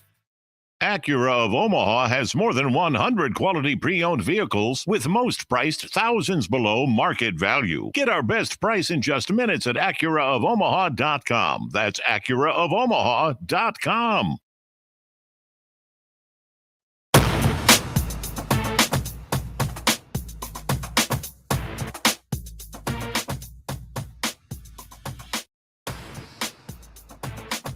Lamar Jackson confirmed to all of us yesterday that one of the best insults that you can have is, "I have never heard of you before." There's a bit of a Twitter dust up. It started really on Tuesday. Ryan Clark, this is in response to ESPN's list of the top 10 quarterbacks in the league, not including Lamar Jackson. I think it should include Lamar Jackson, by the way. I have doubts about him in his consistency. Yeah, I read on Twitter that you're a not big Lamar Jackson guy. Yeah, so Schaefer and I would argue about this, and I just don't think, like, I would take all those top 4 that we talked about over him. But he's in that next group for sure.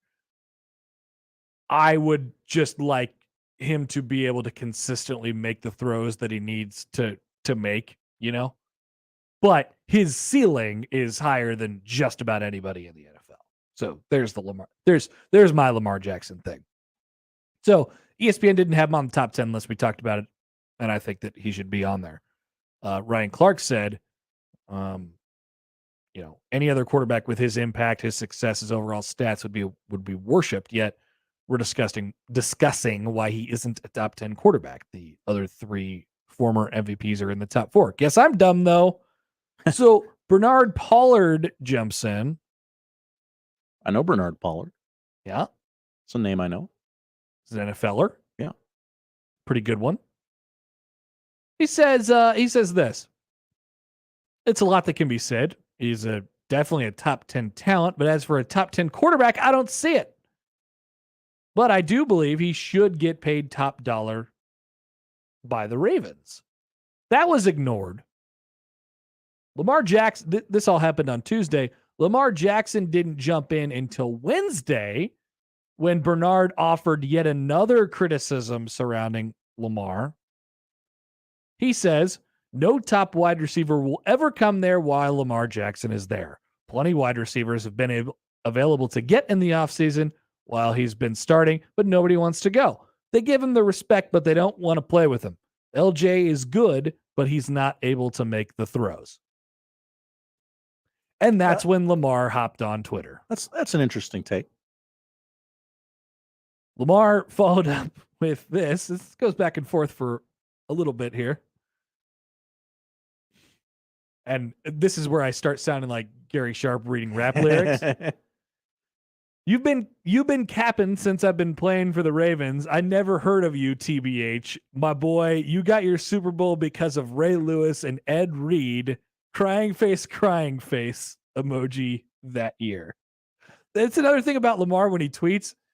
There's just a lot of emojis in random places. Sort of funny. Pollard jumps back in. He responds. He says, "Oh, well, facts are facts. Make sure you call me champ. Good luck getting one."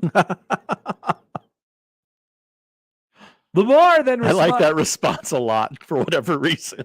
Yeah, it's like, I won a Super Bowl. Yeah, What sure. What are we saying here? Sure, that's fine. No, Ray Lewis did it. Yeah, that's fine. I still got the ring. Lamar says, never. And then 1, 2, 3, 4, 5, 6, 7 crying face laughing emojis. Nobody speak of you. It's excessive. 4 more crying face laughing emojis. Oh, definitely excessive. I had to Google you, lil brah. 4 crying laughing face emojis. I never heard of you until I seen you keep dissing like you was a HOFer, but you this is all caps now, far from it, across the ocean, like overseas. 4 crying laughing face emojis. That's a unique burn. So I like it. Can we get a crying laughing face emoji count in this one? 7 plus 4 plus 4 more. We're up to 15. 19 in one tweet. 19 characters of just crying face laughing emojis. Using up a lot of characters there, Lamar. This is where it starts to get a little bit cringy because Bernard responds again. He can't stop. Nobody can walk away from this conversation. And he says, actually, I don't want to go to the Hall of Fame.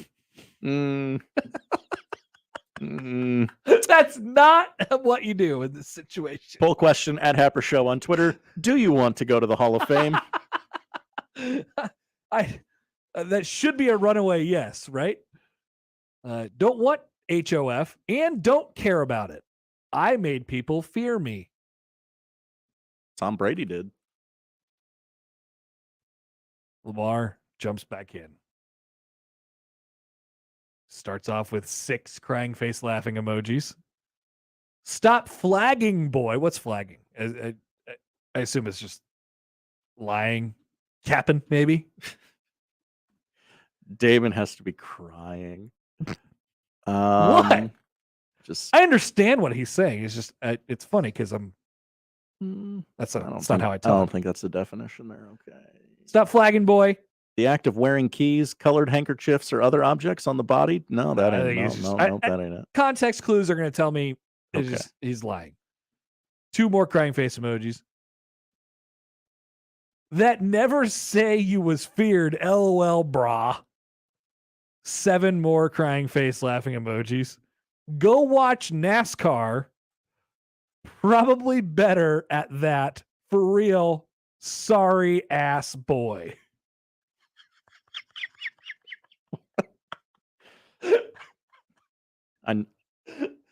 I no longer care about the flagging, if we can talk about that or not. Like, go watch NASCAR. NASCAR. Probably better at that. What does that even What mean? an odd insult. He's so good at roasting. It doesn't the key to roasting people is not making any sense whatsoever, I think. You got to catch him off guard. It can't be like, your mama's so fat when she sits around the house, she sits around the house. Like, yeah, we've all heard that one. So then Bernard jumps off of the thread and he goes back onto Twitter and he tweeted out a highlight of himself hit sticking a guy in a Purdue Minnesota game from probably 2002 or whatever this occurred. Give me my papers. He did Bernard. So this is an individual tweet after the discussion had already been going on. It was a 6-second video of him with a good hit in college. He says, I get to sit back and watch some of the stuff I used to do. #hitstick. Lamar cannot stop. He cannot quit. He jumps back in. He quote tweets it. He starts it off with 6 crying face laughing emojis. Trademark. Bra got a 6-second college highlight. You mad for real? I wish I played against you. And then he did like 8 of the purple devil guys. Yeah. I would have threw the ball to coach and ran straight at yo sorry ass, Bernard. Hey, Jadeveon Clowney's made an entire career of a college highlight, okay? Oh, man. So I think that should make Lamar Jackson a top 10 quarterback, to be honest with you. That alone. He should certainly be on the list ahead of a quarterback who has not played for an entire year and may not play for another entire year. Yes. That was the main issue that I had with the list. I think that guy, quarterback in question, is really good, but he also hasn't played in a while. But as we said when this list came out, these are designed to get you talking. They're designed to create engagement on social media. I gotta throw Lamar a follow. There's some good stuff on here. Good. Is it consistently good, or was it just good that one time? He's tweeting often. 47 minutes ago, he said, "I can't never have fun." I like that because a lot of quarterbacks they don't tweet a lot. I think he's trying to get bra going as well. Okay. We're not calling people bro or guy or fam or whatever anymore. He's trying to fire up bra. What do we think? I'm here for it. You call people bra? Is Crush Boy 31 Bernard Pollard? Yeah, okay. Yes. Okay. He continued to roast him. On his life, they would have cut him after the play. Bernard Pollard had a good career. He did. He just messed with the wrong guy on Twitter. He murdered Tom Brady. Poor guy. Gosh, he does love a crying, laughing emoji. Wow. I love this. On July 12th, he tweeted, "Silence is golden." Crying face laughing emoji? No. Silence is golden. Trophy emoji. Prayer hands emoji. We'll take a break. This is a good dive into some Twitter. More up next on the Connor Happer Show on 1620 The Zone. Live from the Host Coffee Studio, this is 1620 The Zone. Across the country, more than 3,000 people were killed by distracted driving. 3,000 mothers, fathers, sons, daughters, and friends. In Nebraska, distracted driving-related crashes have gone up 32% since 2010. That's 4,500 crashes, 1,500 injured, and more than 100 dead. Using your phone while you drive is illegal. Drive safely. Somebody's waiting for you back home. Visit nedrivingconcern.org. Brought to you by the Nebraska chapter of the National Safety Council and the NDOT Highway Safety Office. Summer is here, and so is the heat. Our greenhouse and nursery sales area are always open and stocked all season long. You can relax knowing when you want it, we've got it. So visit us today. Lanahan Nurseries, 192nd and Center. Are you a self-proclaimed introvert? Oh, 100%. You'll love Bite. You can align your teeth with confidence without ever having to leave your home. No dentist visits? Not when you order clear teeth aligners from Bite.com. That's BYTE.com. Bite's at-home treatment plans are doctor-directed and start as low as $82 a month. Order your at-home impression kit for just $14.95. That's over 80% off. Just visit Bite.com. That's BYTE.com. Start your clear aligner journey with Bite. The Mazda lineup of SUVs will provide safety, performance, and capability on your journey ahead. From the three-row Mazda CX-9 to the first-ever Mazda CX-50, our sales team is ready to guide you to the SUV for your lifestyle. Shop the Omaha Metro's exclusive Mazda dealers at Woodhouse Mazda in Bellevue or Woodhouse Place Mazda. Visit us online for your next Mazda SUV at woodhousemazda.com.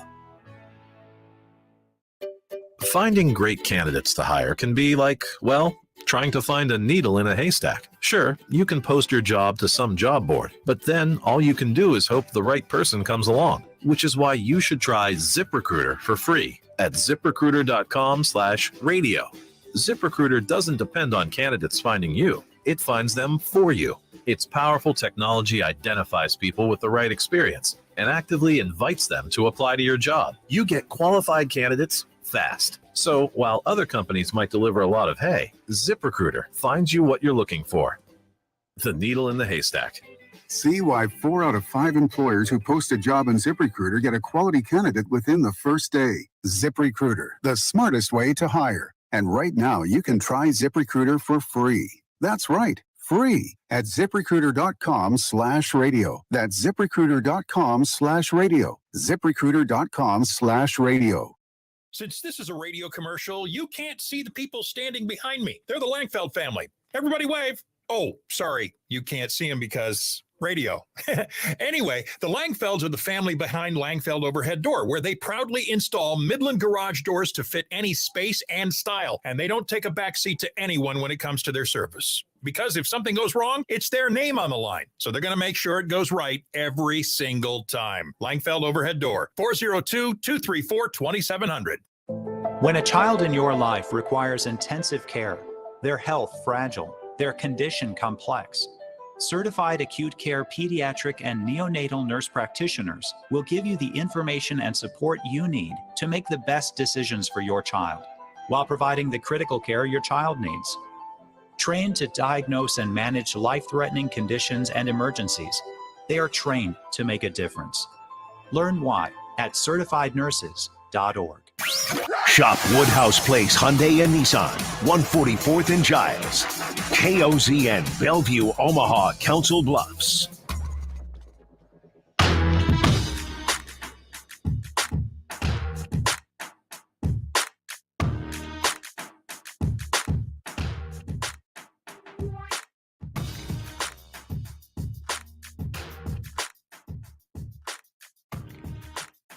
All right, I'm going to start using go watch NASCAR as an insult.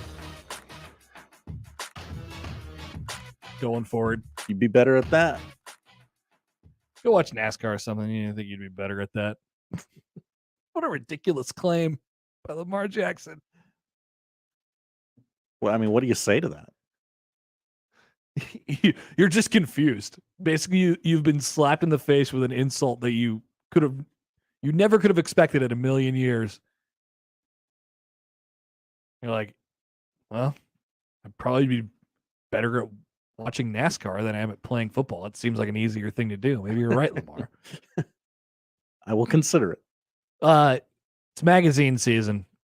In Phil Steele's magazine. I saw Gary had it on the counter here. Oh, really? Yeah. He's got the physical copy. Mm-hmm. Did he go to a newsstand? Probably went to Hudson News. You visit? Yeah. Did he just make a special visit to the airport? Are there Hudson Newses not in airports? Oh, no, there can't be. All right. That's going to be worth a Google.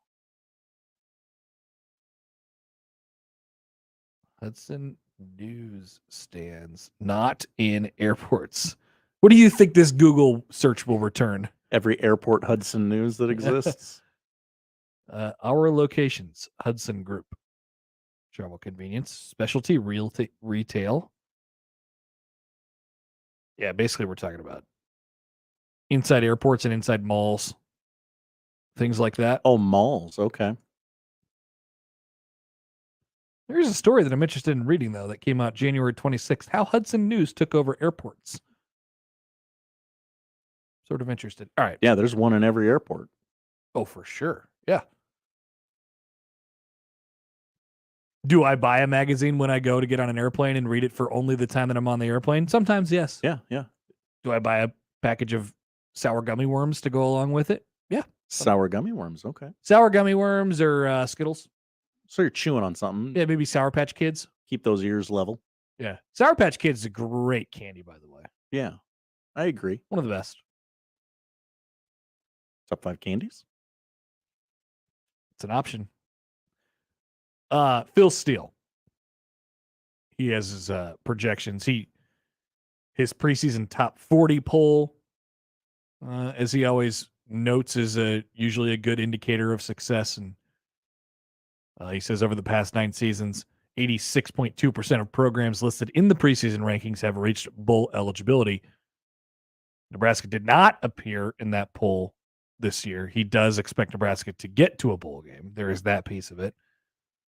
He says, all 9 of my power rankings call for a winning season, and they could be playing with confidence when they hit the rough November schedule that features Minnesota, Michigan, Wisconsin, and Iowa to close out the year. The Huskers are a Big Ten West title contender. But here's what caught my attention. Steele's computer rankings project Nebraska to average 33.7 points per game this season offensively, which, of course, would be the most in the Frost era. You were talking about that with Sam McKewon earlier today. Yes. Let's On the other side of the football, Steele expects Garrett Nelson to be a difference maker off the edge and a leader of the defense. While the Huskers have a solid defense, Steele writes, they may not match last year's 22.7 points per game. Let's stick on that 33.7 for a second. And let's give you some context to go along with it. Nebraska last year averaged 27.9 points per game, which was 71st in college football out of 130. Nebraska in 2020, in a Big Ten only schedule, mind you, averaged 23.1 points per game, which was 102nd in college football. 2019, 28 points per game, 72nd again out of 130. And in 2018, which is Frost's best offense from a points and a yards perspective, I guess from a yards perspective, it matches up pretty close with 2021. Nebraska managed 30 points per game. So I asked Sam earlier, what's the number? What's the number they need to get to? I'll tell you this. If they get to Phil Steele's 33.7, things are going to be okay around here. That's a good spot to be in. I'd like that. Yes. It's a good spot to be in. And I would think that would be on the high end of where Nebraska can be this year with this offense. But like you said, like Sam said, more than a points per game, and obviously that's what it ultimately boils down to. Nebraska can help out these margins because likely it's going to be close, right? We go back to last year, they and now this is total over the entire season where they had, big wins against Fordham and then they had the big win against Northwestern. It was 27.9 per game on the offensive side of the ball and 22.7 points against, which was 36th in college football out of 130. Basically, you're in that range. We're talking about just in Big Ten play. It's even tighter. You're going to be playing a lot of 50-50 games. So I think the goal for Nebraska really needs to be in that gray area. As long as you can get yourself to an output, and this is just from my, how I'm adding up the math in my head. As long as you can get yourself near that gray area or to that gray area where the point outputs and the yard outputs say that you're going to be playing in some 50-50 games. Because I personally don't expect Nebraska's offense to be remarkably better than it has been over the last 4 years, and their defense to be remarkably better than it has been in the last 4 years. I think that's been, at times, what they've sort of attempted to attack and what they've attempted to fix, and it's needed fixing, that's for sure. But where Nebraska needs to get better, as I've talked about this like a broken record, and everybody else has too, is in the areas around it. The areas where you might not see it affect that points for, that points against all that much. Special teams is first and foremost. So can Nebraska have a season this year where they do score 28, 29, 30 points a game? 30 would be good in my opinion. 28, 29, 30 points a game. And they win more of the gray area games than they lose. That's sort of the focus. That's what needs to be the focus. Because I don't think I don't know if you can overhaul it, even though they've overhauled the roster and sort of what they're attempting to do on the offensive side of the ball from both a personnel standpoint, coaching staff standpoint, all that stuff. Even though they've overhauled all that stuff, I don't know that you're going to get a drastic change in terms of the points output and the yards output. I think the goal should be to get back to where you were a year ago and then get better around the edges. With the cast being so different, it'd be hard to okay, let's do it the exact same thing and just not make the mistakes we made. I've said this probably 5 or 6 times. I mean, there's a scenario, and I actually think this is a good scenario, where Nebraska may not be on the whole as good as they were a year ago, but the things that lead to football wins are a lot better.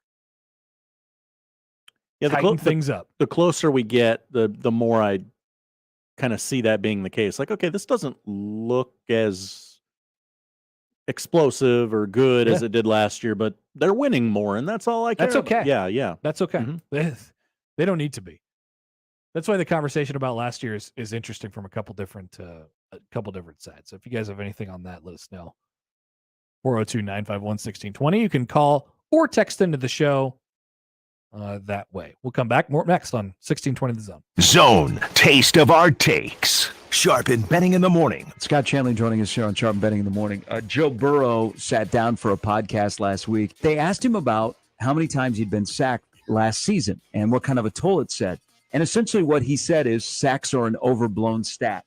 As a defensive guy, when you hear a quarterback say that, your response is? He's a liar. I don't believe him one bit. For more, tune in every day to 1620 AM or go to 1620thezone.com.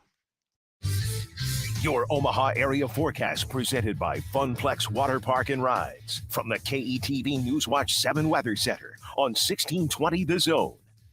Mostly sunny, gusty, and hot again for your Thursday with a high in Omaha of 96, but feeling closer to 99. Expect southerly wind gusts in excess of 20 to 30 miles an hour. Partly cloudy tonight with a 30% chance of storms late, a low of 74. I'm meteorologist Caitlin Harvey with KETV Newswatch 7. Everyone, Josh Peterson here for my friends at Miracle Hill Golf and Tennis. It is a great time for you to get your golf game back in shape with their director of instruction, Mike Favre. Give him a call at 402-498-0220. Whether it is individual lessons, whether it is group lessons, whether you are a single handicap or have never played golf before, he can help improve the game of golf for you, and thus you will enjoy those rounds when you get out and play. They're located just north of the Dodge on 120th Street, Miracle Hill Golf and Tennis. Shingles add beauty, protection, and value to your home. You want CertainTeed shingles. Carp's Complete Home Exteriors is a certified CertainTeed shingle master. When it comes to your roof, CertainTeed shingles and Carp's have you covered. Online at carpsomaha.com. Before you know it, Husker football season is going to be here, and you want to be in Memorial Stadium or following the Big Red on the road. And while you look for tickets, look no further than ticketsforless.com. Formerly Ticket Express, they are your home for the best selection of Husker tickets inside of Memorial Stadium. And the best part, you'll never pay those outrageous fees like you do at other sites. Just compare. And you want to follow the Big Red on the road? Tickets for Less has you covered there too. Find the best seats at the best prices to all your favorite Nebraska events, all in one convenient location. Ticketsforless.com. That's ticketsforless.com. Get in the stadium. QC Kinetics patient Robert Patterson, a veteran and business owner, struggled at work and in the gym with chronic agonizing shoulder pain. Those injuries just continue to nag, and if you don't treat them, they just get worse. And I just kind of abused my body for a long time, and it finally had said enough is enough. That's okay, because QC Kinetics tells your pain, hey, enough is enough. Their regenerative treatments bring you relief by helping restore and repair damaged tissue with no drugs, no downtime, and best of all, no surgery. I was able to exceed the goals that I had previously attained in the gym. It was absolutely worth its weight in gold, so I could continue to live life without limitation. Ready to get lasting relief from your joint pain? Call QC Kinetics to learn more about how natural biologic treatments can get you lasting results. Call now. It's a free consultation. 402-205-4960. That's 402-205-4960. QC Kinetics. 402-205-4960. With video games, I'm often choosing between what my kids want and what I think is best for them. Hey, Mom, how about this one? Rated T for teen with violence and suggestive themes. Let me check the rating summary. Frenetic combat, cries of pain, female warlords expose cleavage. Maybe the other one's better. The rating summaries are free. Use them, and you'll be armed with the world's most powerful weapon, knowledge. For more information, go to esrb.org. Did you know that radon is the #1 cause of lung cancer for non-smokers and that our region has some of the highest levels in the country? Radon Defense Midwest can test and fix your home. Visit radonradio.com for an exclusive offer for 1620 The Zone listeners. That's radonradio.com.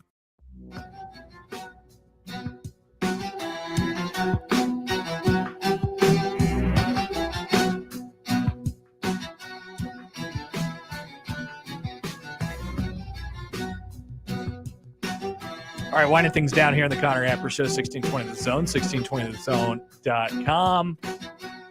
Let's take a phone call here. We got random Mike on the line. Hello, Mike. How's it going?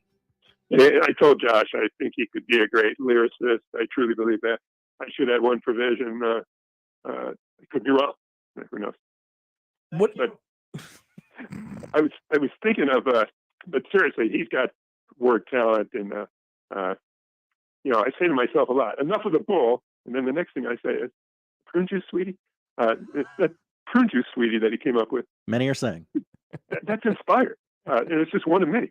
But there's a bipolar aspect to both those things, and I really identified, this is random, with Bo Pelini, because if ever a guy needed anger management, that's the guy. But he could be just the opposite, a real sweet guy. Yeah, absolutely. He could have just done a little bit better job when he got frustrated.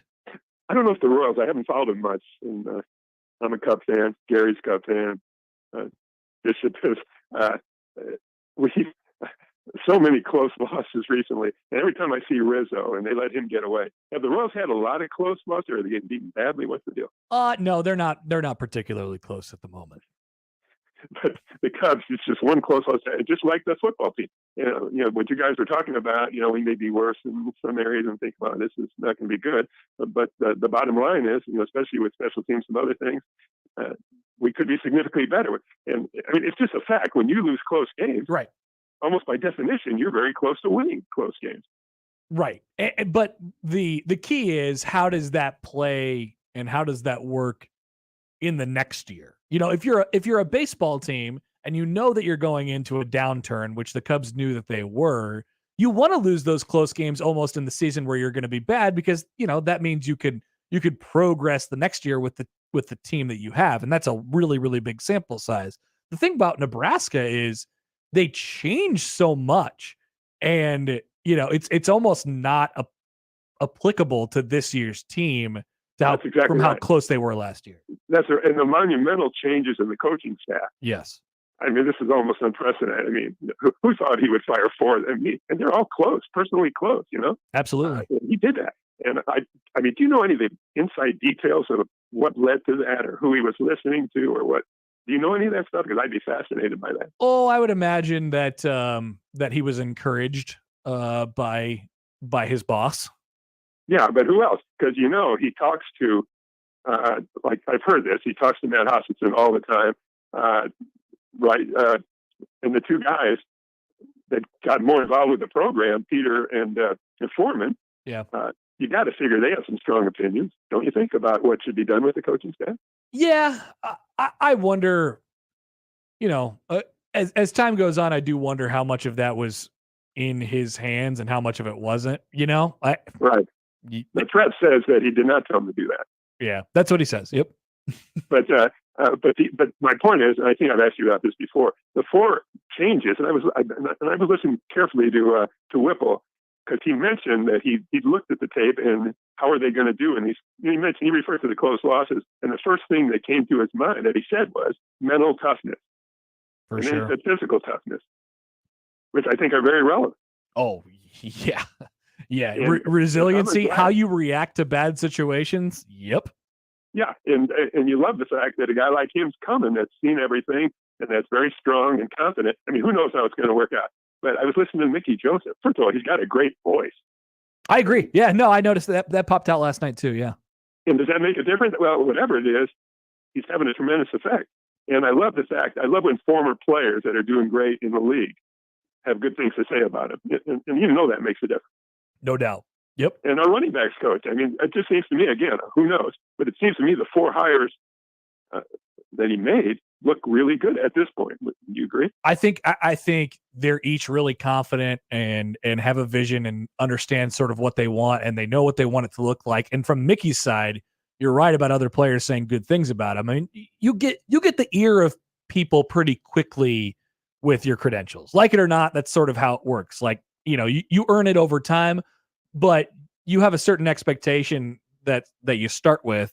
And Mickey, I think, has the ear of everybody in the room right away. Yeah, and here's a tidbit from the past. Peyton Manning, okay? Peyton Manning never won a national championship at Tennessee. I don't think he ever beat Florida. One of the all-time greats. And then we beat them badly, and that was a big part of us winning our last national championship. Guess what? Peyton left, and the guy that replaced was not as good. Yep. And they won a national championship the next year. Yep. And this special teams thing with Bush, that could be such a big change, especially if we got some return guy. Oh yeah, that changes everything. I mean, that's it right there. Like they got to be better. And I'm looking forward to see how the offense thing goes and how that experiment works. But if you just give me everything is the same and special, they make a percentage more of their kicks and they don't screw up badly in punts and they don't have punts taken back on them. That's worth 3 right there. Connor, from 1960 to 2000, Nebraska over that period was the best in the country. We just were, looking at total record and all kinds of criteria. I don't ever remember special teams being a negative. No, it hasn't been a problem. It hasn't been a problem really at all until the last, 5 years ish. Yeah. Take care, buddy. Thanks, Mike. It hasn't. And really, even if special teams in its totality were an issue, one thing that has never been an issue since, the hard mark in the sand, I think, is probably about 2015. Like, you would just never expect a Nebraska kicker to miss kicks. It's one of the things that post 2001, post Frank, I guess you could say, really stuck for Nebraska, and they needed it too because they were really good always in the kicking game. They always had a good kicker. You think about some of the kicks. We do Alex Henry all the time because those teams that he was on weren't scoring a lot of points, and they needed him in a lot of different cases. That's one example. But Nebraska never really had to worry about it until Drew Brown left, right? Whenever that was. It was never a worry. There's like, yeah, okay. The decision is made for us. You don't think that impacts play calling? When you get to the 32-yard line and you're in an obvious kick situation and you're not sure if the guy's going to get you 3 points or if we're just going to leave points on the board or off the board, 0 points. We're going to get out of this and we have to make a decision on what to do with our offense. Of course. Yeah, man. Like, yeah. You guys don't need to be convinced of this. You know it matters. But it's never really been a thing. Nebraska football needs to get back to that being, yes, eventually it needs to be an asset for them because it's always been an asset for them. Let's get back to 0 first. It needs to be not a detriment to their team, and then we'll see where it goes from there. And I think there is a scenario in which the special teams flip the script and it could be an asset for them this year.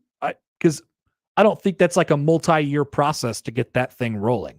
Get a better kicker, get a better punter, have those guys do their jobs, and have the rest of the special teams do their jobs as well. It can flip in a hurry. It can happen fast.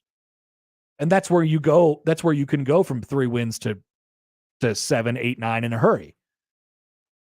That can happen, but it has to happen in order for Nebraska to do that because they're where they live in terms of the bulk stuff, the yards, the points per game, all that has been in the gray, in the middle of the pack, and especially in the middle of the pack in terms of the Big Ten for a long time now. Dating back to the last couple of years of Bo Pelini when he was in the Big Ten. They've always been in that gray area. They've had players to bail them out. They've had good special teams. Think about DeMornay Pearson-El. That's a big deal. And then Amir Abdullah sort of speaks for himself as well. They've lived in the same area for a long time. They just need to be better around the edges. All right, we'll come back. Poll questions to round out. And we'll tell you what to watch tonight next on 1620 The Zone. The best way to catch all the action is on 1620 The Zone. And no line for the bathroom. Summer is here, and if you have a gotta get it done this year project, trust the official exterior experts of the Huskers, J-Tech Construction. Call them for a free estimate on roofing, siding, windows, or even solar. They're close by with 3 locations in Nebraska, including Lincoln, Grand Island, and Omaha. Need financing? J-Tech offers 0% interest for 60 months. Call 402-261-3682 or go online to yourexteriorexperts.com. J-Tech Construction, Nebraska's exterior expert. What makes you smile? How about using your home equity to make those home improvements you've always wanted? Get a fixed rate on a home equity loan and line of credit for as low as 3.49% APR for 60 months. Rates are going up. Lock in now. Apply online at metrofcu.org. Making your home happier? It's what makes you smile. Metro Credit Union, your local advantage. Visit us online or call 800-301-8549 for details about credit costs and terms. Federally insured through NCUA, Equal Housing Lender. The Mazda lineup of SUVs will provide safety, performance, and capability on your journey ahead. From the 3-row Mazda CX-9 to the first ever Mazda CX-50, our sales team is ready to guide you to the SUV for your lifestyle. Shop the Omaha Metro's exclusive Mazda dealers at Woodhouse Mazda in Bellevue or Woodhouse Place Mazda. Visit us online for your next Mazda SUV at woodhousemazda.com. Prescription products require an online consultation with a healthcare provider who will determine if a prescription is appropriate. Restrictions apply. See website for full details and important safety information. Subscription required. Refund available for 60 days after purchase. Hey guys, did you know there's a generic form of Viagra that works just the same but is 90% cheaper? And you can get it online? Just go to 4hims.com/radio. You'll get a free medical consultation, discreet shipping if prescribed, a 100% online process, and trusted generic alternatives to the biggest brands at 90% off. That's right, get generic for Viagra, the same active ingredient as brand name Viagra, but 90% cheaper. It's the same medication you get from your doctor, but with zero copay, no expensive appointments, and no awkward face-to-face conversations. Results are guaranteed or your money back. To start your free online visit, you need to go to this exclusive address, 4hims.com/radio. That's 4hims.com/radio for your free online visit. FORHIMS.com/RADIO. Hello, I'm Doug Nodgard with Equitable Bank. If you've been dissatisfied with your current banking situation, maybe it's time to move to a bank that works to deserve your business. We have an engaged staff that offers exceptional personalized service. We also have a great digital banking platform. We have 2 locations at 108th and Dodge or 202nd and Pacific. So if you're looking for a superior banking relationship, give us a call at 402-827-8100. We'll answer on the first ring. Equitable Bank, we take banking personally. Member FDIC. Does eating at home have you singing the blues? Stop by Cobb's at the Shadow Lake Town Center and coming soon to 180th and Center to grab a delicious pizza, fresh salad, and some tasty charred wings. They've just added 30 new menu items, including salmon, certified Angus beef fillets, ribeyes, and sirloins, plus several pasta dishes and an extensive variety of shareable appetizers. Dine in, carry out, or delivery. Shadow Lake Town Center and coming soon to 180th and Center. Click cobbspizza.com to see the menu, pizza, and so much more.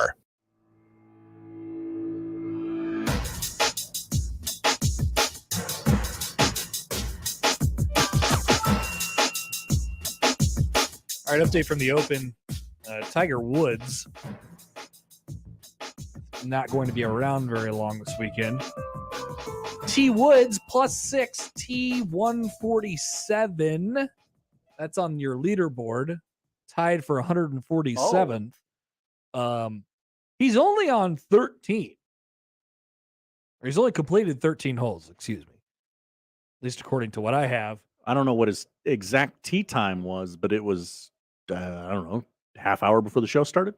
Yeah, it's been around for Tiger today. He's been out playing golf for a while. He will not be around for long this weekend. I'm curious to see if he just packs it up after today. That leg's a little tight, guys. Not feeling it. I mean, there's only 156 players in this tournament. Oh, that's yeah, he's toward the bottom. Yeah. Ooh. That completely changed. Like, it was a bad round, and now, like, ooh, disastrous. Tiger not around for long.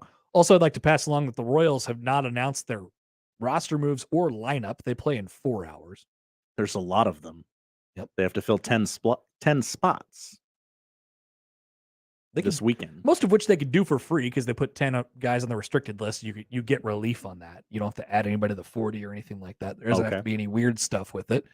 Just say who's playing tonight. That's all. So we can all laugh at the lineup. Poll questions. Are haikus stupid? Yes, absolutely they are. I don't share your passion, but I do agree that just why? Yeah. Just why would be my question. 67% say yes, they are stupid. Thank you. Who would you pick to win in a boxing match? Tristan Thompson, Lamar Odom. Lamar Odom is crazy. Give me Lamar. Yeah, he's got that sort of intangible. Crazy look in your eye. Yeah, yeah. 54% say Lamar Odom. Do you want your golf courses to be green? Yeah, I do. Yeah, I do too.